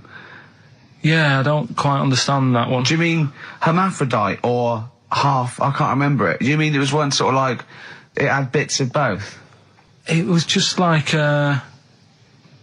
half face done in makeup and long hair, then on the other side it had it shaved. I love the idea that you go to this circus and there's people in there that have been sort of persecuted all their life, and they think, well, maybe I can make some money, and then you boo them because they're not freakish enough. I love the idea. They go, boo, you're not freakish enough, boo. Oh, you've got bits of legs, boo. Do you know what I mean? Yeah. But there was, talking about that, you see, why did they join the circus and that? Because there are things they can do. I was telling you in the week that I was reading something on some news website about some sort of Olympic-style games where they're going to see, like, disabled people against able-bodied. Right. Let's be careful here, shall we? No, I'm just saying, though. Okay. Do you know what I mean? So there is other things. It doesn't mean just because you haven't got legs you can't do other stuff. Yeah. And in this race, there's, like, disabled people who are beating able-bodied people. Yeah. What? Would you go and see that? I don't know. But it depends. What do you mean? They're beating them? At what? He didn't state what the little races were and that. Little races. Does that Can't help himself. No, little races. Oh, look, there's the disabled with their little races. Yeah, having another little race. Oh, dear. Would you go? Would you go and watch that? Do you remember when Jimmy thought that Paralympics stood for Paraplegic Olympics?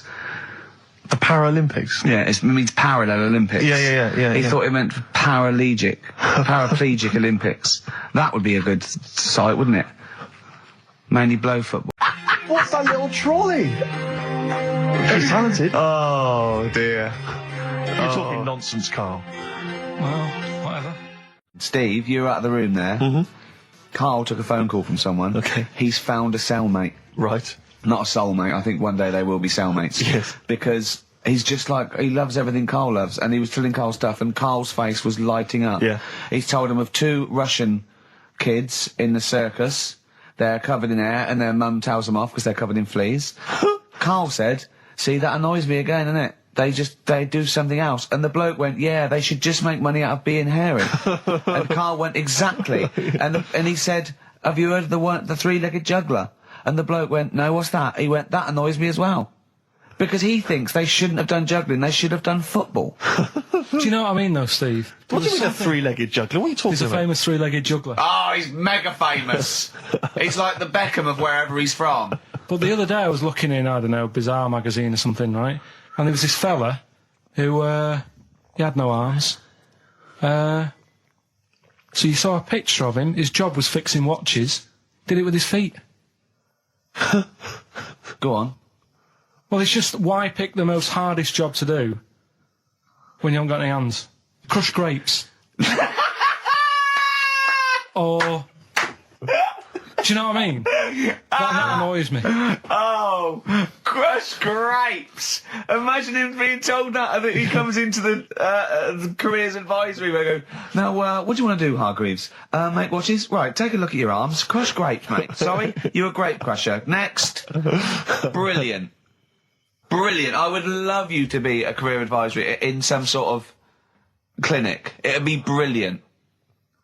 I like the fact that it annoys you. Here's a man, he's got no arms, he has learned to fix watches with his feet. Yeah. An incredible talent, incredible skill, he's utilising that brilliantly. That's annoying to you. You are angered by it. Right, I'm only being honest. Now, you be honest, right? Your watch is broke. Who would you go to? You're in a rush. You need it fixing in a rush. Now, you need some fresh wine.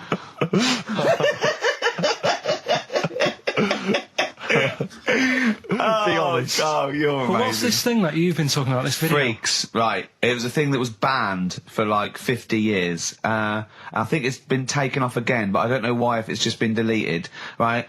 It's a quest. If anyone out there has got a copy of Freaks on DVD or VHS, can Carl borrow it, please? I mean, I almost want to set up a camera to see him watching it.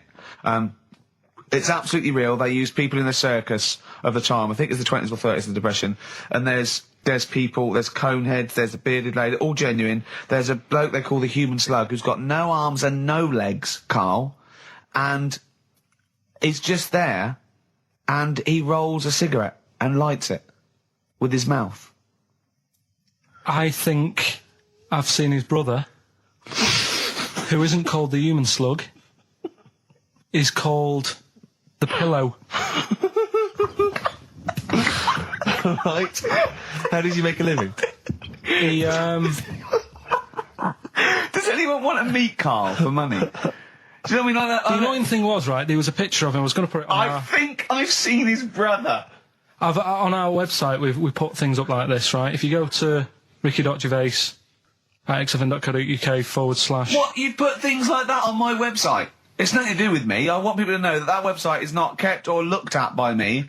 So, what have you put on there? There's a fella on there who's known as the pillow. And he's, you see, I get a bit worried with things like this, because we're not sort of having a go or anything. It's just things that Fascinate me. you. Yeah. And, yeah, it's a guy, it might be the same sort of thing. What's your one I called? bet you used to stare at people with goiters, didn't you, when you were little? In Tesco's. Well, just go to xfm.co.uk / Ricky, it is. What's the worst thing you've ever seen on, like, a human face? You know what it is, and What I is don't want it? to talk about it. I can't remember. Have you No. told me? Yeah. What is it? But go, It's not go the to, elephant lady that Go used to to- the, yeah. Is it the elephant lady? You talked about that, I know. Yeah, I don't want to talk about it again. Go to the website and see the human pillow. Why is he a human pillow? That's what annoyed me. I thought it was more of a draft excluder. Oh, that breaks all kinds of rules. Buzzcocks, harmony in the head. Now, things are flying here at XFM. People have called in. There is a video of Freaks on the way. Carl's going to see that within the week. That's exciting. That is exciting for me. Do you know what I mean? About our education of Carl. We started off trying to teach him about science and history, and now we just find out he likes pictures of hairy Chinese kids and Who women. doesn't? Who doesn't? No, true. You've got a theory about pictures of freaks, haven't you? You see, you always bring things up that I don't want to talk about, because I'm really worried that people, if you've just tuned in for the first time, it's the first time you hear it, and we're talking about hairy Chinese kids. Yeah. Talking about the human worm. Carl, listen. People don't think that you're taking the piss out of those people. They lump you in with them. Do you know what I mean? They think that you're a freak of nature. So you can say anything you want. Do you know what I mean? Because it's honest, it's from the heart, it's genuine. So don't worry about that. Yeah, but Suzanne was saying last night that I've got a heart of stone, or whatever it is. Why? Because I wasn't crying at Comic Relief. And all I always used to say to her, get out Elephant Man, let me watch that for 30 minutes, I'll be crying my heart out. Why? Why do you care about that but not... Because it's that is more real, isn't it, right? Think of John Merrick. Sorry. What, the film starring John Hurt is more real than footage of starving people in Africa? No, but what I'm saying is, think about... See, this is why I didn't want to bring it up, because people are going to just say... Well, you're allowed to cry at what you like. People can't have you for not crying at someone and crying at someone else. Imagine that, like, if you've seen the film, you know, his head's all, you know, messed up and that. Yeah. He's getting picked on all the time. Yeah. By Michael Elphick, I remember. Yeah. It's just really, really sad. Whereas, you know, we're trying to help out. But you give him a bun and he forgets it. Do you know what I mean, though? He never forgets, Rick.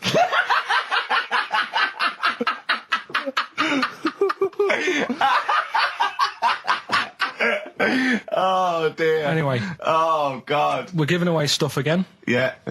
Time Tell for me your theory about freaks who have their picture taken. No, I'd leave it. No, can I tell you? We'll do it next week, then. Can I tell you what this is? Go on, quickly, what is it? Right, when he sees a little picture, like in his books he's got, he carries round those things, right? And there's like a fella with a little head with some like able-bodied people. He goes, he must know the only reason they got to take that picture, right, was so they could show their mates, say, look at me, the little fella with a little head.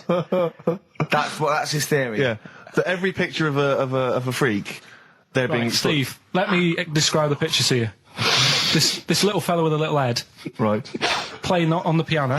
I've seen it. All his family stood around and mates and that. When have you ever seen a picture of someone playing the piano and everybody wants to be in on it? Doesn't happen. Maybe it was one of those kind of Christmas cards they sent out to everyone. It wasn't. You could see one of them was like in a rush to go away. He was probably planned to go out, and he was like, "But they were taking a picture. It's I'll be in it then before I go out." And it was all he's out of order. Yeah.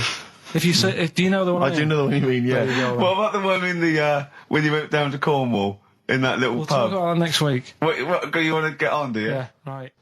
Right now, we got people to send in a little thing for you last week, didn't we? The film Freaks. You got a few sent in. You watched it, did you? Yeah. Now, I should just point out that the film Freaks, for those that don't know, was a movie that was released, I think, it was originally made in about 1932, something like that, and then it was delayed. It was banned for many years, because it did, in actual fact, feature, for want of a better phrase, real-life freaks. Yeah. Bearded ladies being one of the more kind of familiar ones. There's a guy without arms and legs. There's all sorts. And it was actually it's quite a tender film, isn't it? And actually portrays them as a kind of dysfunctional family. It's not exploitative in that sense, but what do you make of it, Carl? Well, you were watching it for the freaks, weren't you? Yeah. I mean, I wish it does take a while to get onto it. What do you mean? Well, straight away I was disappointed, right? Because at the start, like, you put it in, it's like, oh, brilliant. Here we go, you know. I said to Suzanne, we'll watch this, we'll have a good night. Yeah. Have a romantic night. Yeah, that's it, her birthday. Yeah. You've got your gloves, now we're going to watch some freaks. So, put it on, and it starts off, and it's like, you know, the following film, you think, oh, it's like following films rated 15, which means, you know, might contain scenes of violence, bad language and sex. Yeah. Mention nothing about pinheads. Right. So I thought they missed the trick. Brilliant. I think I heard a story once where two sets of Siamese twins married. What if you fancied the one on the left? Yeah. What if one of them was having an affair behind the other one's back? Yeah. That'd be difficult to conduct, wouldn't it? You better show off. He's waking up. What are you doing? What are you doing? What are you doing down there? What are you doing down there? Nothing. There's no one down here. Well, I think there is, because I can see her sister here. No. What's she doing? No, she's covering for him. What are you covering for him for? He's your husband. Is my wife down there? I read something about some Siamese twins. Go on. And one of them was saying, you know, we get on each other's nerves and that. But The other one was going, we don't. I didn't know this. I've never liked you. I've never liked you. One of them was going, oh, you know, I hate doing the washing up, but I let her do it. And the person doing the interview said, well, why don't you help out? Just dry up and get the job done quicker. And she was like, no, I can't stand it. I prefer just to hang around there and wait for the other girl to do the washing up on her own rather than help and get the job done. Sure. Just selfish. Well, there was one set of Siamese twins. One had a job and the other one didn't. That's ludicrous. Yeah. The other one was unemployed. The other one had a job. She had to go to work. She had to get up at 6 o'clock on her day I'm off. supporting you, literally. Yeah. Then they get done off the social for sort of... Yeah, because the other one was signing on. Are you living together? We're not. Like, that got a load of attention in the press, but the Trisha programme got nothing. Okay. Which, I know, like, well, Steve called me up in the week, right? Like 10 o'clock in the morning, I was at work, and he goes, She thinks so at 10 o'clock. She Preparing this show. Most people go to work about 8, 9. You watching Trisha and that? I said, no, what is it? He goes, oh, you'll be loving it, right? Freaks. Was it, Help Me, My Mum's a Freak? Siamese twins. Right. So I couldn't watch it, but he said, oh, it might be on again, because they repeat stuff on ITV2. Right. So I had my dinner late, right? Instead of having it at like 1 o'clock like I normally do, I had it at like 2:30. Yeah. Sat in the office, put the telly on, ITV2. These Siamese twins. Did it blow your mind? It was amazing. You know, we talk about a lot of things on the show quite a lot. The Airy Kids crop up a lot. I was waiting. It's been 10 minutes and you haven't mentioned the Airy Kid. Right, and last week we were talking about Siamese twins, weren't we? So it was weird that this programme was on, but it was amazing. I mean, what I think you can't refer to them as Siamese twins. I think they're known as conjoined twins. Why? I think Siamese is maybe considered derogatory or as an old antiquated phrase. Yeah, I think it's because the first famous ones were actually from Siam. Right. And that doesn't exist anymore. No, it's so conjoined, Carl. Yeah. Get the phrase right. But you'd think that if that's happened to you, that wouldn't be that sort of offensive. The names that you must get called. Right. You think that's least your Siamese worries? twins, I'd say, well, that's, Now, were you stunned by where they were connected? Just live with it, we'd say. Because they were connected, of course, at the forehead. Oh, Sort of, which was quite extraordinary. God. What if one had bad breath? That wasn't a question that Trisha asked. Annoyingly, because I know that much of the audience was thinking that. There's a few things that didn't crop up. What questions would you have asked of them? Because what things did you feel weren't mentioned? I'd love to just watch Carl watching amazing things. Exactly. Do you know what I mean? It's like early learning thing. Mouth slightly open. Yeah, some mouth slight open, saliva. dribble, looking round to see if anyone else has seen it. You know, I hate that. Like when a cat sees a bird land on the balcony. Exactly. It can't believe it's luck. I'd probably say, how do you buy her, like, a birthday present? A surprise gift, yeah. Because everything's ruined. Sure. Right? I'd probably ask... Yeah. Well, did you not think it was interesting that one of them had a boyfriend? Well, that was a bit weird, wasn't it? Uh-huh. But what was the other thing that I was thinking when I was watching it? I was thinking if one got into crime and that was sent to prison... Right. What would happen? How would you handle that? It's brilliant. It is brilliant. If a chimp could talk. And what was the other one? The other thing was, what did he talk about? Because it's not as if you can say, oh, guess what I did today? Do you know what I mean? Yeah. So...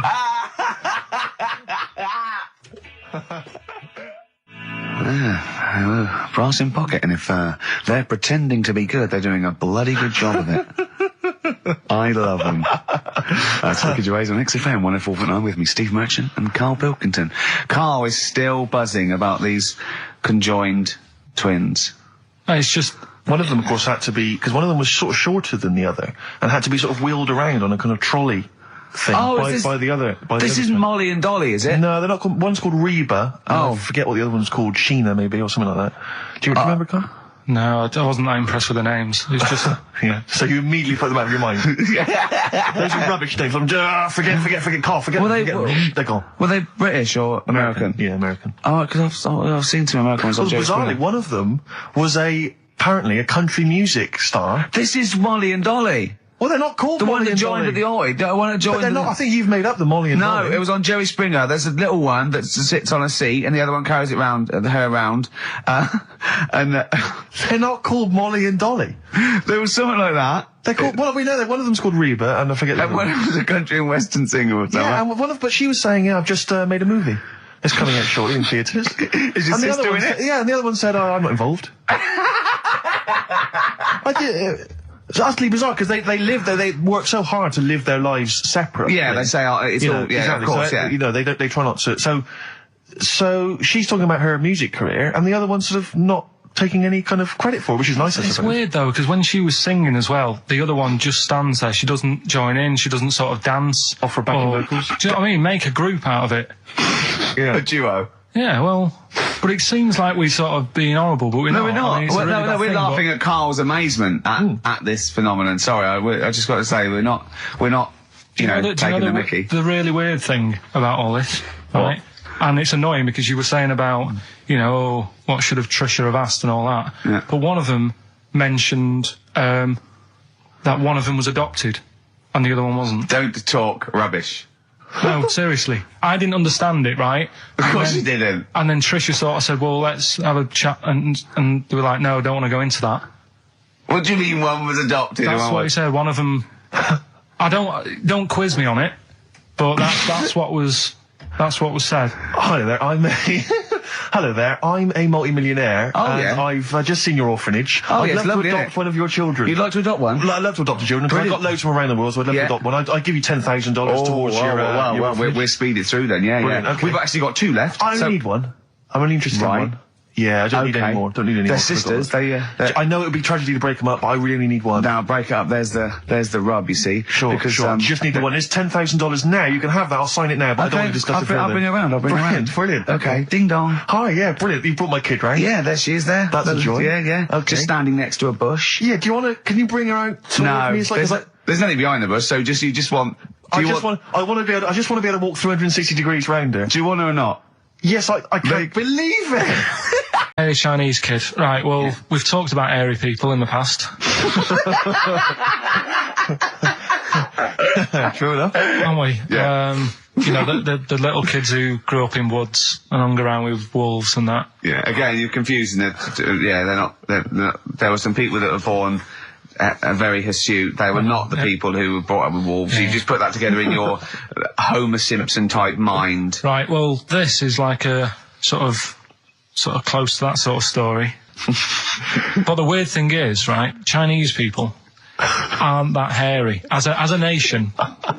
No, seriously, that's a well-known fact. They don't have that much body hair and stuff. Okay. So this little kid who was born over there, he was like covered in stuff. Was he?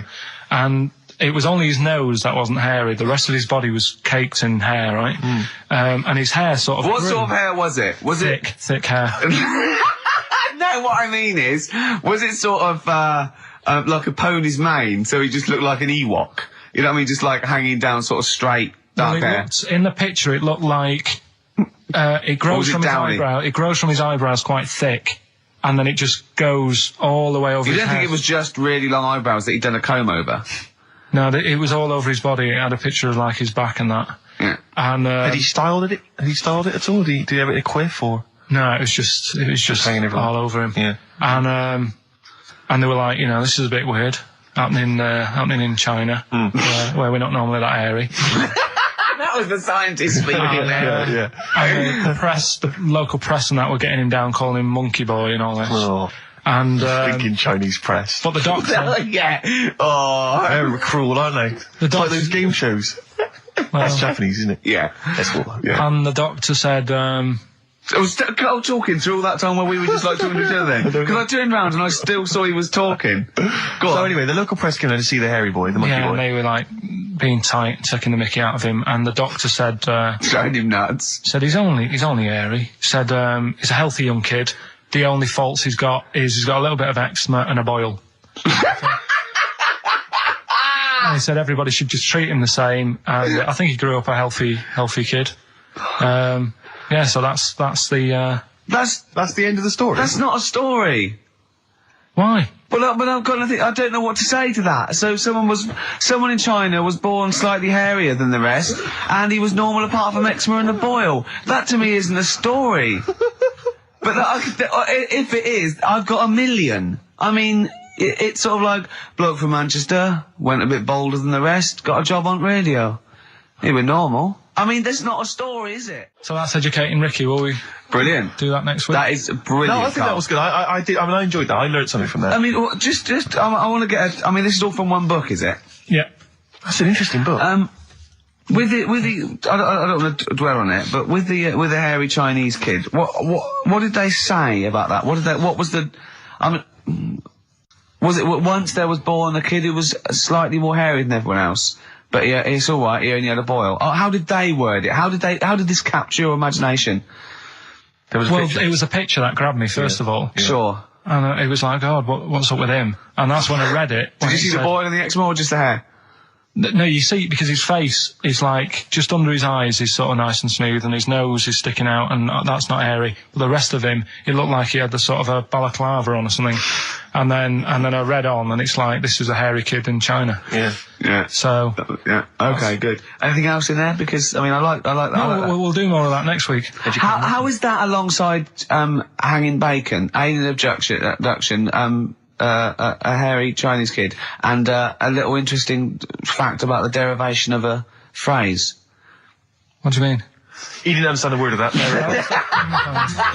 I knew the word derivation was going to cause problems. I thought derivation shouldn't have come out.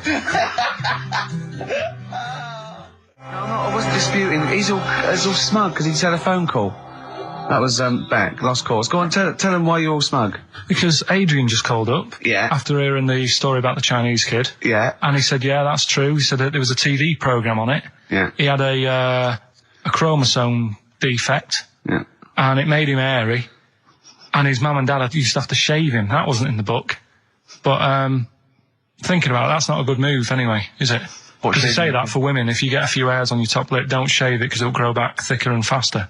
So they should just let him. They should have just said, well, let's see how bad it gets. But if they went in there straight away if he came out as a baby and a little bit hairy, they should have left it for a little bit. But Adrian called up and said, yeah, he was hairy, he was all but right. We weren't disputing there was a Chinese kid born slightly hairier than the rest. We were disputing the fact that you didn't actually tell us a story. You just told us a And what we are disputing facts. is that man was abducted by aliens for 3 days and grew a beard. Yeah. That's definitely not true. No. We don't know about chewing the fat, but it sounds quite viable. Yeah. You see, the difference is between me and Steve and you is that what we believe isn't random.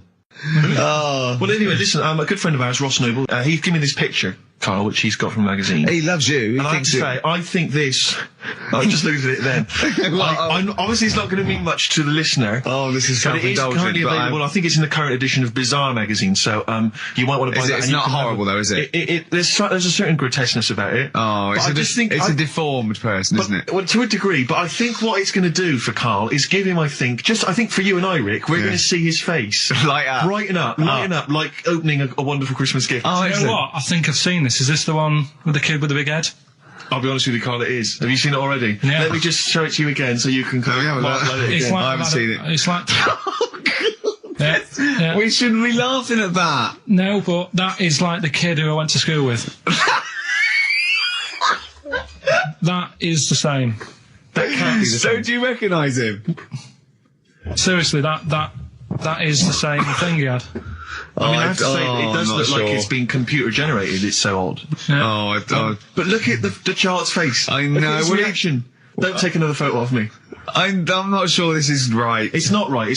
But I was hoping that would give you, Carl, just a little glimpse of. We've had a request as well on the best bits. So someone wants to hear you talking about your mates with the big heads. I don't believe it, because every time we go there, we get some sort of complaint about something. About what? Just leave it. Well, that for some reason that always goes from the story with my dad going to Blackpool for taking those kids there. And what kids? And, leave it. No, what? I don't know. There's people that know what you're talking about. I'll tell you when we put a song on. No, well, I know what it is, but you can't just say that. Is it when? Is it when your dad put a kid in the wheelie bin because he was getting it home? Yeah. So we're going to we can't go through it again. It's too controversial. And it was in one of her magazines, and there's this article, right, about these identical twins, brothers, right, and one of them meets this girl, right?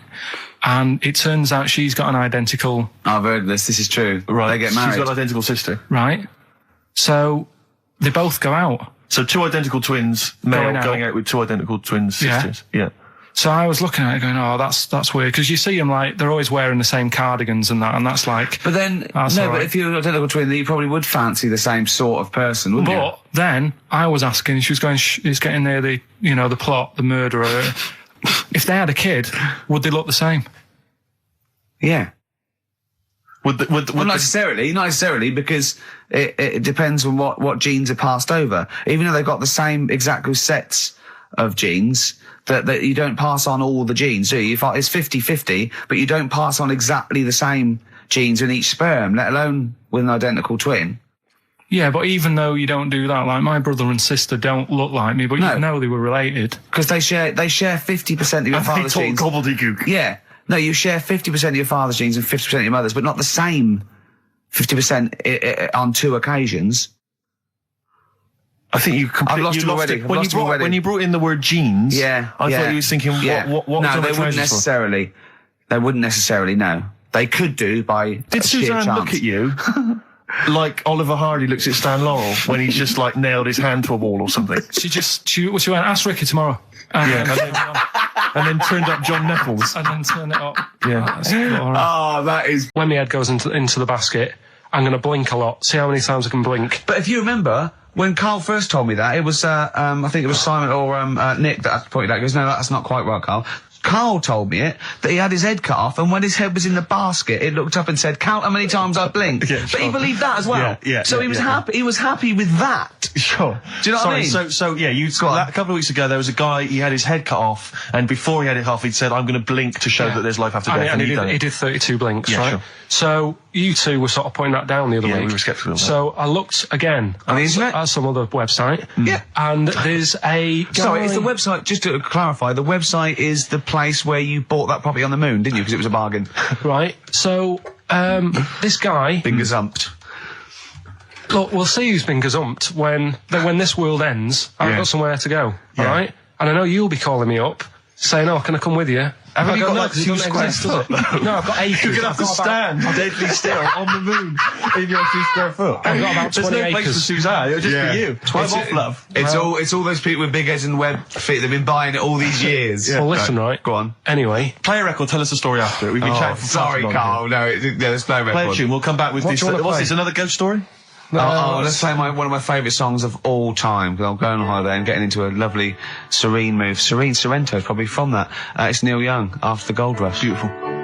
Still to come, that competition as well. I look forward to that, Carl's quiz. Yeah. What an amazing track that is. Tune, yeah. Neil Young, Dynamite. After the Gold Rush. So go on, Carl. Sorry. Go on, Carl. So take us back a few steps, Carl. What's the story? Right, so I did some research. Right. Let's just recap again. There was a guy you read about who had his head chopped off. He was guillotined. Yeah. He had said to the people around him, I am going to blink once I've had my head cut off to so show the brain that life, can still... Or the brain can continue to work after death. Okay, so we queried that. So you weren't having any of it? Well, no, possibly for a few seconds till the oxygen stops being fed to the cells because the blood has drained away. But, nothing spectacular. So right, go on. Well, along the similar sort of lines, right? This is quite a few years ago. This fella sort of upset the royal family doing something, right? So they said that this isn't good. Wasn't Ben Oughton at that Jubilee thing, was it? I can't remember what it was. And they said, right, that was terrible. We're gonna cut your head off. You gotta show people like you can't be doing what you've been doing. What was this? The 1970s? When you say a couple of years ago, you mean maybe sort of... Was it the olden days when the phones weren't very good? Ages ago. Yeah. Ages ago, sure. So yeah, fair enough. Yeah. So... Very philosophical. Yeah, imagine that when you watch News Story. This was literally ages ago. Yeah, exactly. Yeah, Simon Sharma's History of Britain. Yeah. Oh, and even before that, which is yonks before, when it was all mental and different. Sorry, Carl, go on. So he's having his head cut off, and he's resigned to it. It's the day before. He's kind of got it into his head now that I'm not going to have my head much longer. Sure. So he said, let's make use of this. Yeah. He said, I wonder how long the body can stay alive without my head on it, right? So they were like, oh, I don't know. So, Who were? so The jailers? whoever he was asking. These jailers with one eye. Yeah. Get out, punk. So he said, No, wait a minute, I've got an interesting scientific experiment, jailer. Well, Yeah. fair enough. What is it? So he said, what I want to do, right? He said, you know, surely it's my last right. You know, I'm gonna be dead tomorrow. Sure. So let's He do a didn't test. draw it out this long, did he? Yeah, he said, let's test this out. You know, he said, do us a favour. He said, you know, it's my last day. What I want you to do is, you're gonna cut my head off. Let's put a white line on the floor. Right. And see if, you know, because there's no point asking how far he can sort of walk without an head if there isn't a line, because you don't know what to count. Do you know what I mean? If he loses his head and he's running around all over the place, you can't really count That's that. not impressive enough, yeah. So they said, let's make a white line. Sure. Yeah. Who said And- this? He did or they did? I think they started to join in with him and saying, well, let's make this a... you know. You guess it. Go on. So, They got Norris McWhirr down. The Guinness people. Oh. Yeah.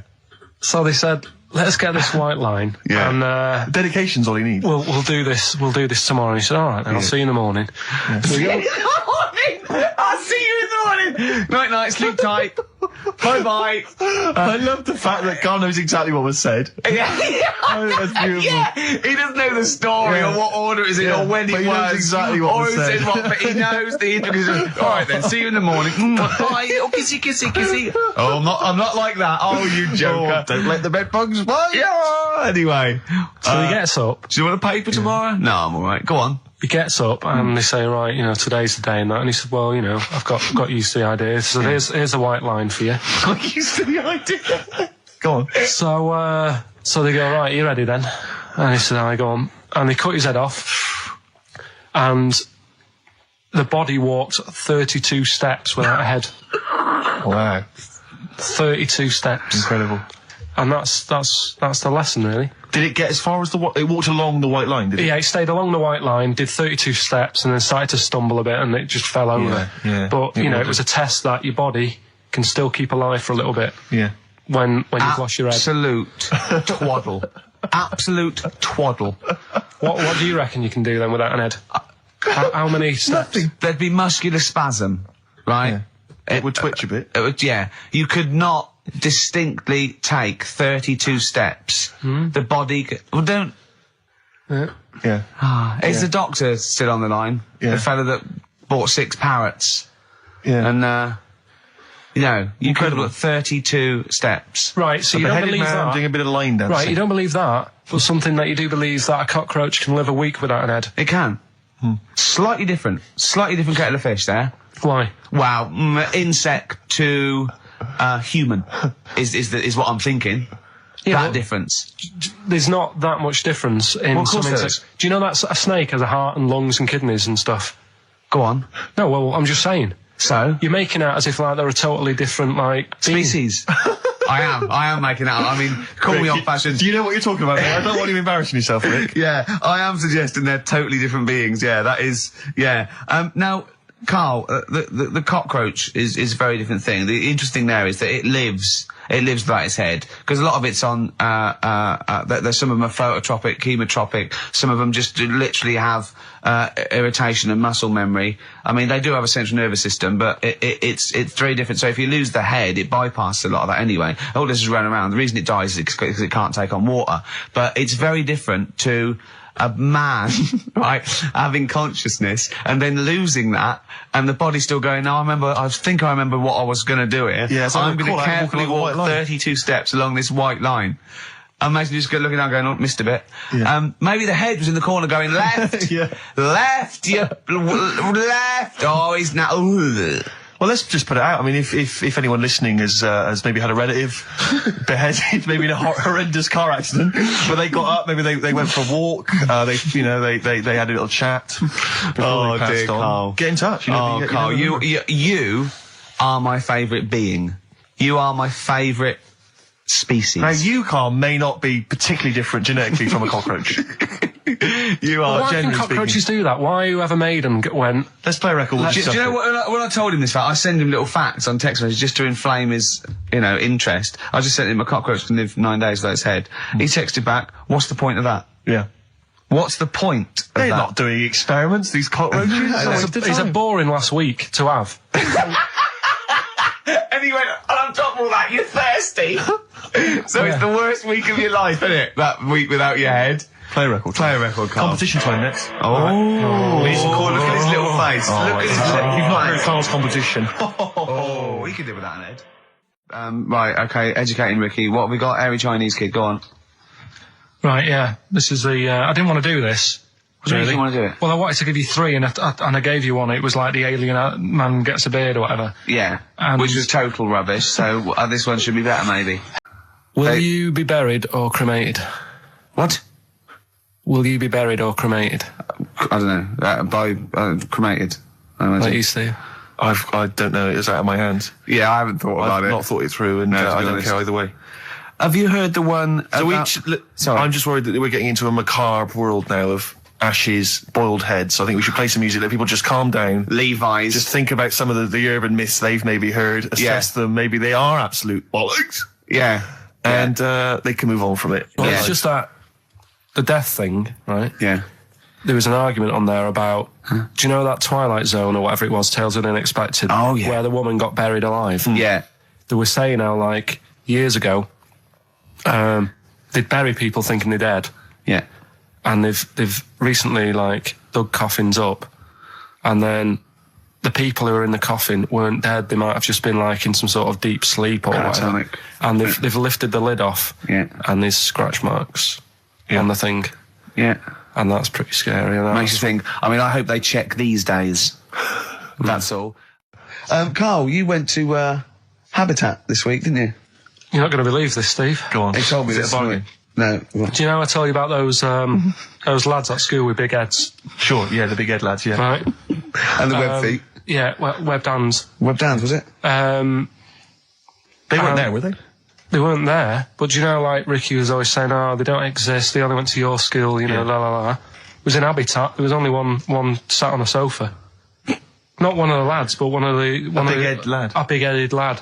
What? Is that like, I when you nearly say a called big-headed him. lad, is he like Frank Sidebottom, big head? I mean, is it like... I don't know what it... This is why, you know, it'd be nice to... You think it's maybe a medical... Well, it'd be nice complaint? to, if there's a doctor listening, Sure. right? Yeah. A doctor listening to XFM thinking, I must phone up and fuel Carl's obsession with the deformed. Yeah. No, but it's not really deformed. But It how was just big is the head? probably. You see, it's weird how it's always kids who I see with it. So I'm wondering whether they have a grow into the full-size head, Right, and yeah. then when they get older, it works out all right. Like jumpers. My mum used to get me jumpers a size too big, Yeah. so it'd last a year. So I'm just wondering if it's the same. So sort of- how old are these generally? Are they not like adults? They're like kids, Well, aren't when they? I was at school there, I was probably about 7, and this kid on And do they have to on wear any Sunday- kind of apparatus to sort of keep their head from kind of, you know, not tipping them over or sort of staying Well, like a upright? I mean, grip well, I'm just worried that the head's going to too heavy for their body or something in there. No, it's not that big. Right. It's just not right. You kind of go, you sort of do a bit of a double take. Yeah. Yeah. Like the fringe isn't sort of, you know, just above their eyes. It's quite high up. Sure. Yeah. That sickens you, obviously. And is it something that repulses you slightly? Do you get No, that'd be cruel. No, sure. But, But, you know, but it's not cool to discuss it on the radio. well, it happens, Sure, doesn't it? sure. You know what I mean? Yeah. So, and I'd just like to know what it is. If it's like a water on the head type A thing. water on the head type thing. Like water on the knee. yeah. But on the Water head. on the head. But, yeah, if anyone knows what it is, Yeah. People with big heads. yeah, And it's, yeah, okay. it'd be good. Good information. So what time, how are we doing? You sure it with- wasn't perspective? You sure he wasn't sort of leaning forward and he was really tall? So the top of the head looked quite big, but then it went to a little body, but really his body was a lot further away. No, big head. Yeah. Just a big head. Rest of his body, fine. Face, okay, everything's normal. You weren't looking at him in a kettle. If you wore a hat, it'd be alright, but What do you mean if he wore a hat, he'd be alright? you'd probably just think, oh, it's a big hat or something. Yeah, but what sort of hat? So you don't wear like a 10-gallon hat? Yeah, that would go down onto his shoulders with 2 eyes cut in Yeah, it. yeah, like something from the Ant Hill mob. Yeah, Michael Bentine's potty time. Yeah. How would a hat help him? Yeah. Are you just sure this saying. wasn't a Diddy man? I'm not being mean. I just want to know what it is. No. Okay. Right. Well, if you are a doctor listening and you want to use your kind of free Saturday. Not the doctor who phoned the bloke in America and said, "Where do I get blood from?" Sure. Not that doctor, because I assume he's been struck off now. Sure. Give us a call and sort out the whole big head conundrum. What's the number? 08700 800 1234. That's also the number to call if you have Bruce Springsteen tickets available. I will pay up to £47. Don't do it. Go yourself. Don't give them to Steve for cost price. Make a little profit. Oh, I mean, don't take the seriously, don't mickey. wind me up. You know what I feel. You've already ruined the bad thing. Don't ruin some more of my dreams. But I'll tell you what, if you do get Steve a ticket, he'll be so grateful that he will spend a bit of money on you, I imagine. Exactly. You'll buy the tickets and, give him something pretty special because you're earning now and, Yeah. So let me discuss that with them, Rick. I mean, let's not make any promises. What was that thing you told me the other day as well? I'm talking about it. People have been phoning up about this. I don't think we should talk about conditions of the mind and brain. Well, that woman's put you right. Yeah, shown us it's hydrocephalus. It could be, and all it is that it's totally curable and it's normal life. What they do is it's a baby born with sort of water on the brain, and it comes out. Must hurt a bit in childbirth, and then they just drain it off. It's just full of water. I tell you what. What? Just reminded me weird stuff going on in the But world. it wasn't a baby, was it? Maybe it was a baby. Maybe it was a baby, but it had water on everything. Well, listen, right, this was a kid with a big head, as far as I'm concerned. He wasn't a baby. But we know what he's got. Everything's sorted. But other things, right, that are weird in the world. Yeah, do you know, on, you're Carl. always like, you're going on about there's no ghosts and stuff. Yeah. Right?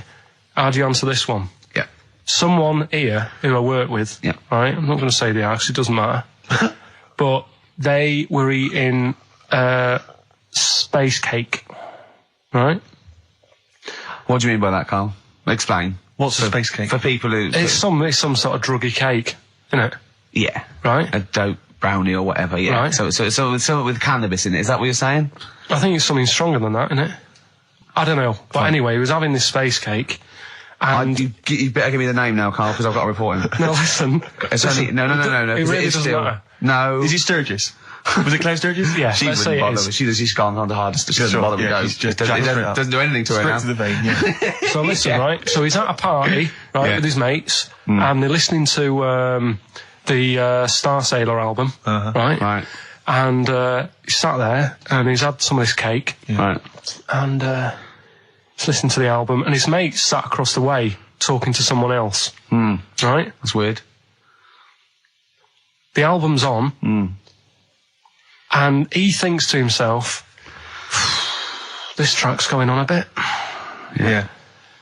And his mate across the way, who's talking to someone else, Heard him say it. heard him say it, and he goes, Yeah. yeah, isn't it?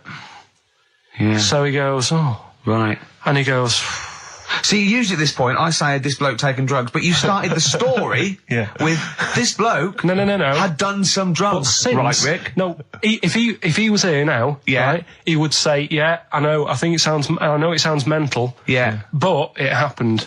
And Yeah. it wasn't just a one question. It wasn't just like, oh, this track's a bit long, innit? Yeah, it is. He had a It whole was conversation. A whole conversation Sure. with the guy. And Yeah. But sorry, I just want to clarify. You mean he had the whole conversation telepathically? Yeah. Right. He didn't just shout across the room. And they've recently met up and they've sat there and tried to work out what happened. And it's never happened Presumably they again. don't have to talk at all anymore. Yeah. Why did they meet up? Couldn't they just like in their own homes?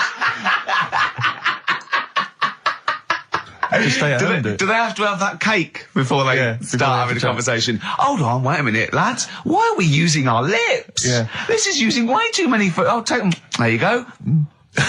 My only question with that is, being skeptics like Ricky and I, whenever we hear a story like that about the paranormal, the first thing we always look for is maybe some other explanation. Yeah. Maybe one vague idea. Lying.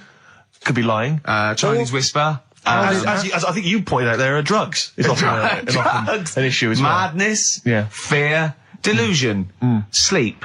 Yeah. You know, there are so many things you go through. I'm going to go with the drugs before your dead grandmother exactly. pops into the equation. I'm for going to me. go with the acid. Right, tell the other story that you totally believe this as a true story, don't you? The fella with the being killed. Right, do you know how the other week we were talking about some fella who had his head cut off? Well, we've had calls confirming that there was indeed a fetus or a stillborn child. A pickled baby. A pickled baby. No wonder it died. Born without a brain. But everyone has, pointed out that it wasn't a little fella. It certainly wasn't a little fella. No. But because it had been in the jar for a long time, I think it had aged a bit. What are you basing that on? You do carry on growing, yeah. Yeah. Your ears and your nose. Your ears and your nose. And your eyes don't grow, so you could probably, yeah. I'll dig it out for you. Yeah. Imagine if like there was an experiment where they were raising a child just based on the information that we said on the radio. What kind of a person It was like would they be? download, yeah. And What kind of information would they and have? it took everything literally. Exactly. And I think, there's no irony or, it was just. They just, everything we said they assumed was fact. Everything that Carl said. And they any assumed was question fact. it had about the world, it could only ask Carl. Exactly. And it was See, now, his- this worries me because without wishing to be disrespectful in any way, Carl, you know I think you're the best man on earth. When you have a child, we could be in a situation a bit like that. Do you know, is it a concern for you, do you think, that like when your son's growing up or your daughter and they're asking you questions, you're conscious, I mean, you yourself have admitted that you have a sphere of knowledge which you are an expert on. Ask your mother. You'd say ask your mother. That's good. That's great, fair enough. That's good. And I'd play with it. I think I'd be a good dad. Yeah, I think you would. But I wouldn't be the one who's shouting at it. No. Who would you get to shout at it? Probably Windsor Davis. He'd be good, wouldn't he? You horrible little man. Well, you know, I'd tell it the rights and wrong. You don't have to be a really bright person to know the rights and wrong in the world. Yeah. No, I think you are bright, Carl. You are. And at what point in their life would you tell them about the evolution of the baguette, which you told us? Or the story of the bee. Yes. That you scored once. Or the two children. Would you ever get them to meet as maybe like that? They could be godparents.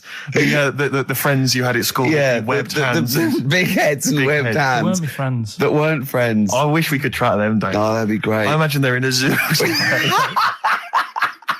Oh wow! Oh, Yeah. two big A safari jars. park, yeah. Two big jars. Industrial strength jars. Oh, dear. You're like our little fella in a jar. Yeah. It's In fact, that's what we should do with you over the 3 months. Keep it in a jar, and we can have it in alternate weeks, like step parents or whatever. Yeah, that'd be great, wouldn't it? Brilliant. Just you can. Oh, leave me and jars. Steve will fight for custody. Yeah, it'll be a big jar though. You can put stuff in there. You can have it. Won't be like full of water or vinegar or whatever they do. Or You won't become formaldehyde. Pickled Carl. No. It'd be like a big air chamber, and you're sat there, and it'd be like a little. What would it be, an armchair or something? It'd be in an armchair, and we'd have stuff in there, and we'd bring your girlfriend like once a week, and she'd go. No, we put a blanket over the top so we wouldn't, see anything. But like the intimate. Big Brother household. Exactly. Yeah. Now, that's a hell of a documentary. Oh, that'd be amazing, wouldn't it? Carl in a jar. But anyway, you're starting to think that we're getting melancholy now that you're just gonna sit at home. What are you gonna do every Saturday? Dunno. Go shopping. Let's sort out a jar. We've got to do the balloons before then as well. You've got to send you up in a balloon. Maybe we can send you up in a balloon and you come straight down into a big jar. Yeah. And they put a giant cork in straight away.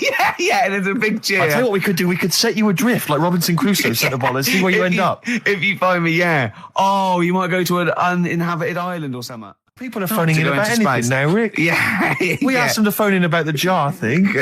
Switchboard lit up. It's crazy. You asked them to phone in about something sensible, Yeah. like Che Guevara or the life of I Winston know the fact Churchill. that There's nothing. That is really a demographic sort of snapshot of our fans. Our audience. Ask them about a dead baby without a brain. Oh, yeah, And straight they're on the reaching phone. with their phones. They don't mind what their bill is that much. We ask them for, I don't know, great quotes or something Yeah. from the great philosophers. Nothing. They're just ask looking them at the where phone. to buy, meths cheap. Straight on the phone. Oh, you know. Someone just called in and said it's about he went, hello? Carl answers the phones. And I said, hello? He went, hello. I said, yeah, about putting Carl in a big jar. And Carl went, go on. And the bloke went, well, then you could call him Karl Pilkington. And he went, thanks. I love the bothering. I like Karl Pilkington. That's lovely. That's so sweet. He spent 50p to tell you that, and you were worried. You just saw you going up in a balloon and landing in a jar again, didn't you? I always, if ever I've got like a question on anything, the internet's sat there and I can just go online and find out. The internet is good, It's brilliant. but it's not all verified. What do you mean? It's not all verified. It's not all necessarily factually accurate. Anyone can put things onto the internet. It's it's freaks and things that put on Well, things one, right? like Here's one that I read in the week. Right? Go on. About this woman. yeah. She was a bit of a punk, and to get her hair done like she wanted it. Super glue. Right now, she got lard. Apparently, it's a popular thing. You might know. Put lard on your head, Yeah. and you put it in the oven. Oh. Now, apparently the heat that you get from the oven is different from the sort of heat you get from an hairdryer, right? And she had to do that to get the style that she wanted. But anyway, she comes into money or whatever, treats herself to a microwave, right? It's not true. Opens the door, jams the things, you know, like the little catch, so the microwave works. She jams it with a screwdriver or a knife or something. Yeah. Puts the microwave on, sticks her head in, boils her brain.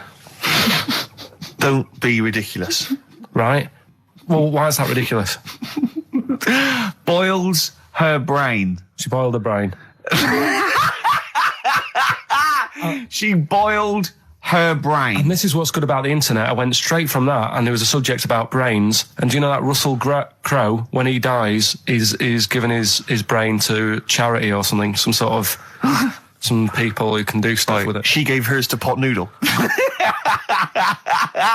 Vesta. Yeah. Oh, That's the boiling sort a of stuff. skull. Yeah. It's not true. It's no. not true, Carl. It's the same as the woman who put her poodle in the microwave, isn't it? And all that. Just urban myths. They're urban myths. But again, where does it start?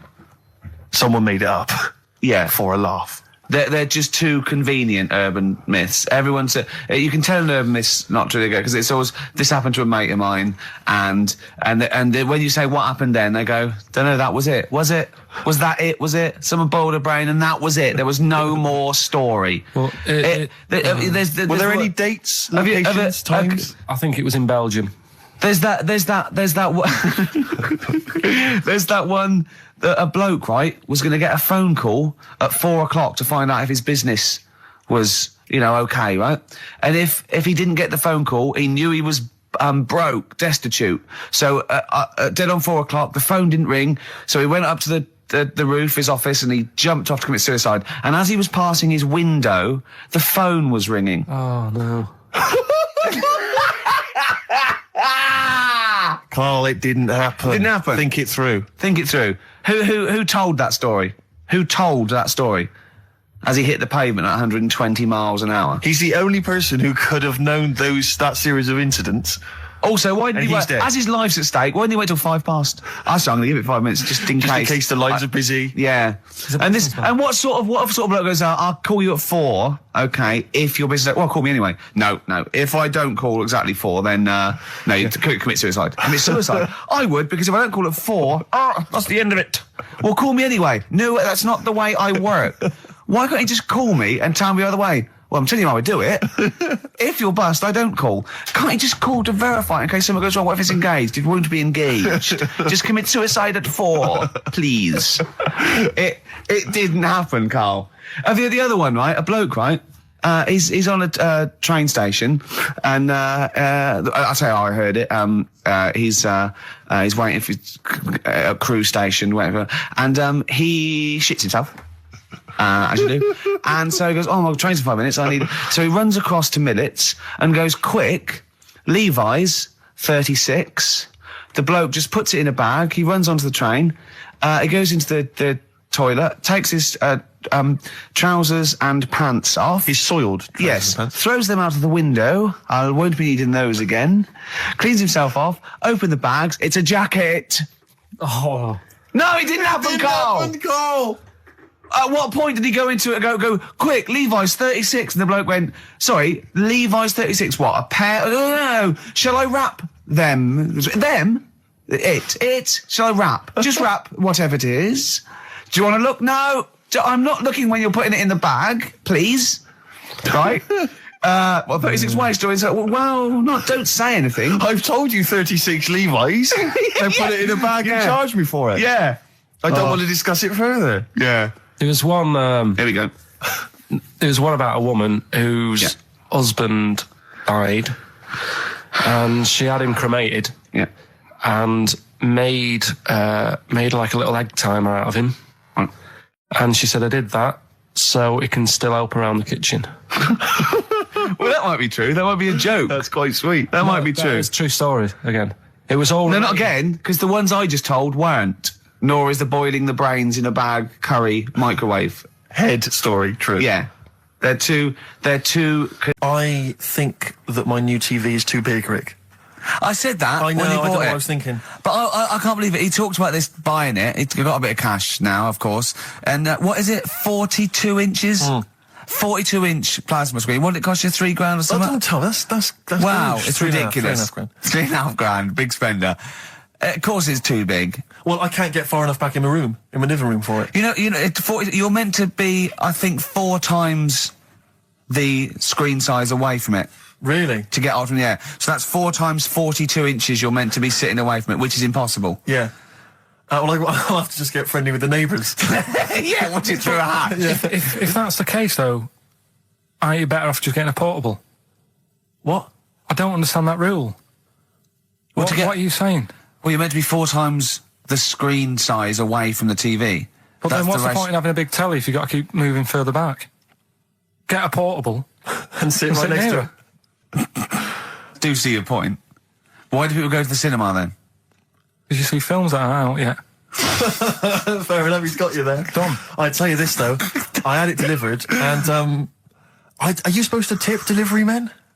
Of course you are. I don't know. You see, if I've never had anything delivered before. I never spent that much money. Not if it's a courier with an envelope, but if it's a bloke who's struggled up the stairs, two fat blokes with a fridge, then give him a £5 for a drink. But the problem was, I didn't realise, and I was thinking to myself, I wonder if I've got to tip him. And the guy was leaving, and my mobile phone went off in my pocket, and I reached in to get it. He put his hand out, thinking it was a tip. I went, it's just my phone. And I felt terrible after he left. I didn't know. What was I going to do? Run down the street and offer him a £5? No, of course not. No. I'm not made of money. I just spent it on TV. Yeah, I've got no money, mate. Yeah. I just spent it all on this. To clean out my jar, everything, the drawers. Yeah, I'd take some bottles back.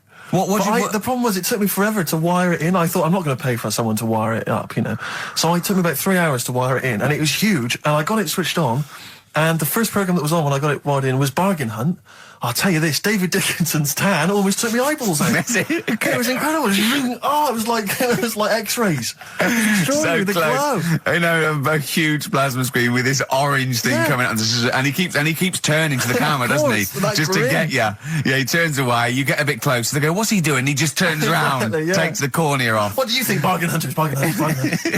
Oh dear, that's why I'd buy a plasma screen to watch Bargain Hunt. I mean, it's ludicrous. This is the problem, is because what do you watch? I mean, have you watched anything that's been worth having? The only thing I've watched really worth watching. 24. Well, 24 works great, but also films. Obviously, that's the main reason I bought it, because films just look amazing on there. Yeah, DVD on the plasma screen. There's that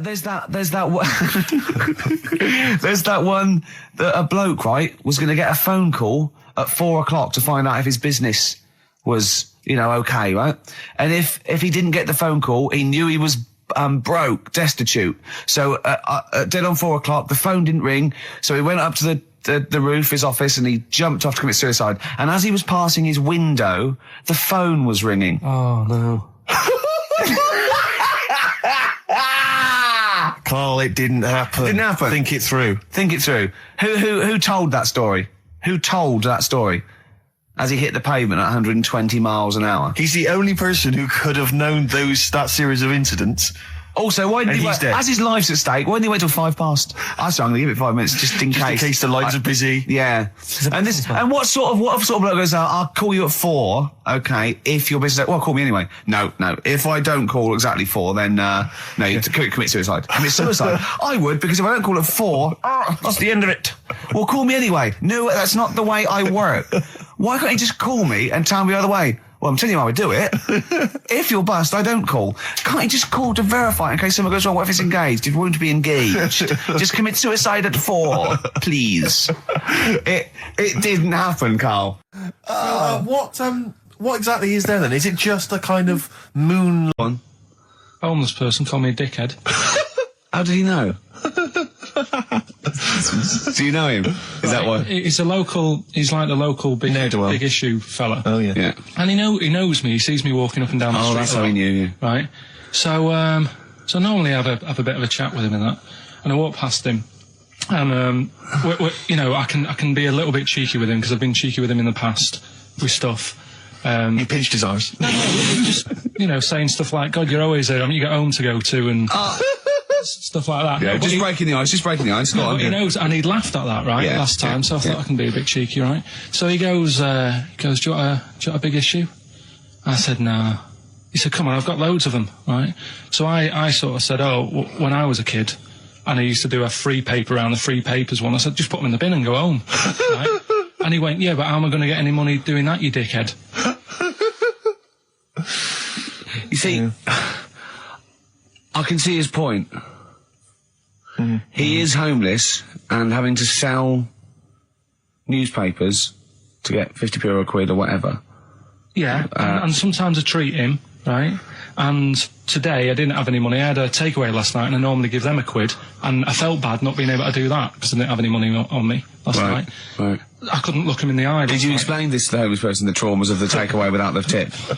Did you explain that, you know, you've had it hard as well? I go, look, you don't I know had food delivered to my warm flat. Yeah, it was a nightmare. You don't know what that's like. You don't know what the trauma is because you can't have food delivered to your flat because you haven't got one. So please don't look at me like that. You should have said. But most people ignore him. At least I gave him a bit of acknowledgement and sort of... took the mick. Yeah. I didn't think I was. I just was being friendly. No, I know. You got to be careful with the homeless because this is true, and you know when the clocks went back recently, so you got an extra hour in bed. Yeah. And I was at Cash Point with a friend of mine, and there was a homeless person sat by the Cash Point, and we were getting some money out, and she said spare some change, and my friend thought, oh, he's a bit awkward. He's just trying to make conversation with her. He went, oh, clocks go back. Extra hour in bed. Oh no. I gave her £2. I felt so bad. He didn't do it intentionally. He didn't realise what he said. Just making conversation. It's tricky making conversation with the homeless because there's so many areas you've got to avoid. You know, what was on the telly. Yeah. You know. Although I get recognised by homeless people and think, are they? I don't know where. But you got to remember that's very much your demographic, Rick. Yeah. You know, people who watch TV through the window of Dixon's. In Dixon's. Yeah, there was a Ricky Gervais is on. Yeah. Pop the telly on. They can smell the alcohol on you. They think you're one of them. There's a fella who was in a coma for 20 years. Just they kept like taking him through like the normal day. They take him to Alton Towers and stuff. Doesn't know anything about it. Just kept going through the motions. Don't know if they kept charging him. Kept putting him through all that. He eventually came out of it. 20 years. And went, stop taking me to Alton Towers, it's shit. I just thought, imagine how much post he had. Eh? How much post?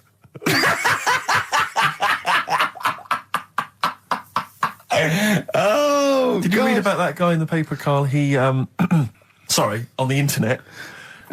He in about, I think it was about 1984, 85, he had a terrible car accident. But this must be it. He went into a coma. This must be what he's talking about. Well, they didn't take him to Alton Towers. Of course they didn't. But you've got to try and decipher the truth from the conjecture, from the thing that I mean, don't forget, Carl realises that he's had a dream. He talks to Susanna, goes, that was good, wasn't it, last night we were in the plane? She goes, no, that's a dream. He goes, oh yeah, where's my cornflakes? You got to, you know what I mean? I can now decipher what he's actually seen, what he's read. Well, go on, what did you... Well, I'm assuming it's the same guy. It is the same guy. It was a guy in some small American town, and he'd had a car crash, and he'd gone into a coma, and his wife had left him. She'd gone on with her life, because he'd been in a coma since then, and he had just woken up recently. Marriage wasn't working. Marriage wasn't working. He just wasn't paying enough attention. He actually had, she was pregnant at the time, and so now his daughter is basically the same age as he was when he went into the coma. And he's just started coming around, he's just started making jokes. They said, how do you feel? He said horny, which I thought was quite witty for a man who'd been in a coma for however many years. But anyway, yeah, so he's slowly trying to rebuild what life he can. That's what do you make of that, though? Because the thing is that he's missed. Imagine what he's missed, Carl. Imagine the music that he's missed. The Live TV Aid. programs, Missed the Live news. Aid. Live Aid. He missed The Phil Spice Collins Girls. playing in 2 continents in one day. Which, frankly, I'd be devastated if I discovered that. Missed Bros. Yeah. Yeah, so he doesn't. So he put on ripped jeans and they go passe. They just have to send him a series of those I Love 1986 Exactly. programs with Kate Thornton filling him in on what he's Exactly. Peter Kay reminding him of space operas. Yeah, he remembers Richard Blackman those. talking rubbish. Yeah. So extraordinary, though, isn't it, Carl, to think? No, obviously. So, had he aged much? Because he hadn't had any problems or anything, no worries. well, he probably wouldn't have, physiologically, he probably wouldn't have the wear and tear of a 43-year-old man. Because he wouldn't have had sun, he wouldn't have had sort of nicotine, beer. Unless they were just feeding that to him. Anyway, still. Yeah. So You'd feel groggy, though, wouldn't you? Yeah, you might feel a bit groggy, yeah. Yeah. Well, he's not fully back to normal. I mean, there's some kind of residual brain damage. Yeah. But nevertheless, he can form sentences. He's got no real memory, so he can't remember a lot of things. It was just when I saw Carl, it, have that's you been in an accident?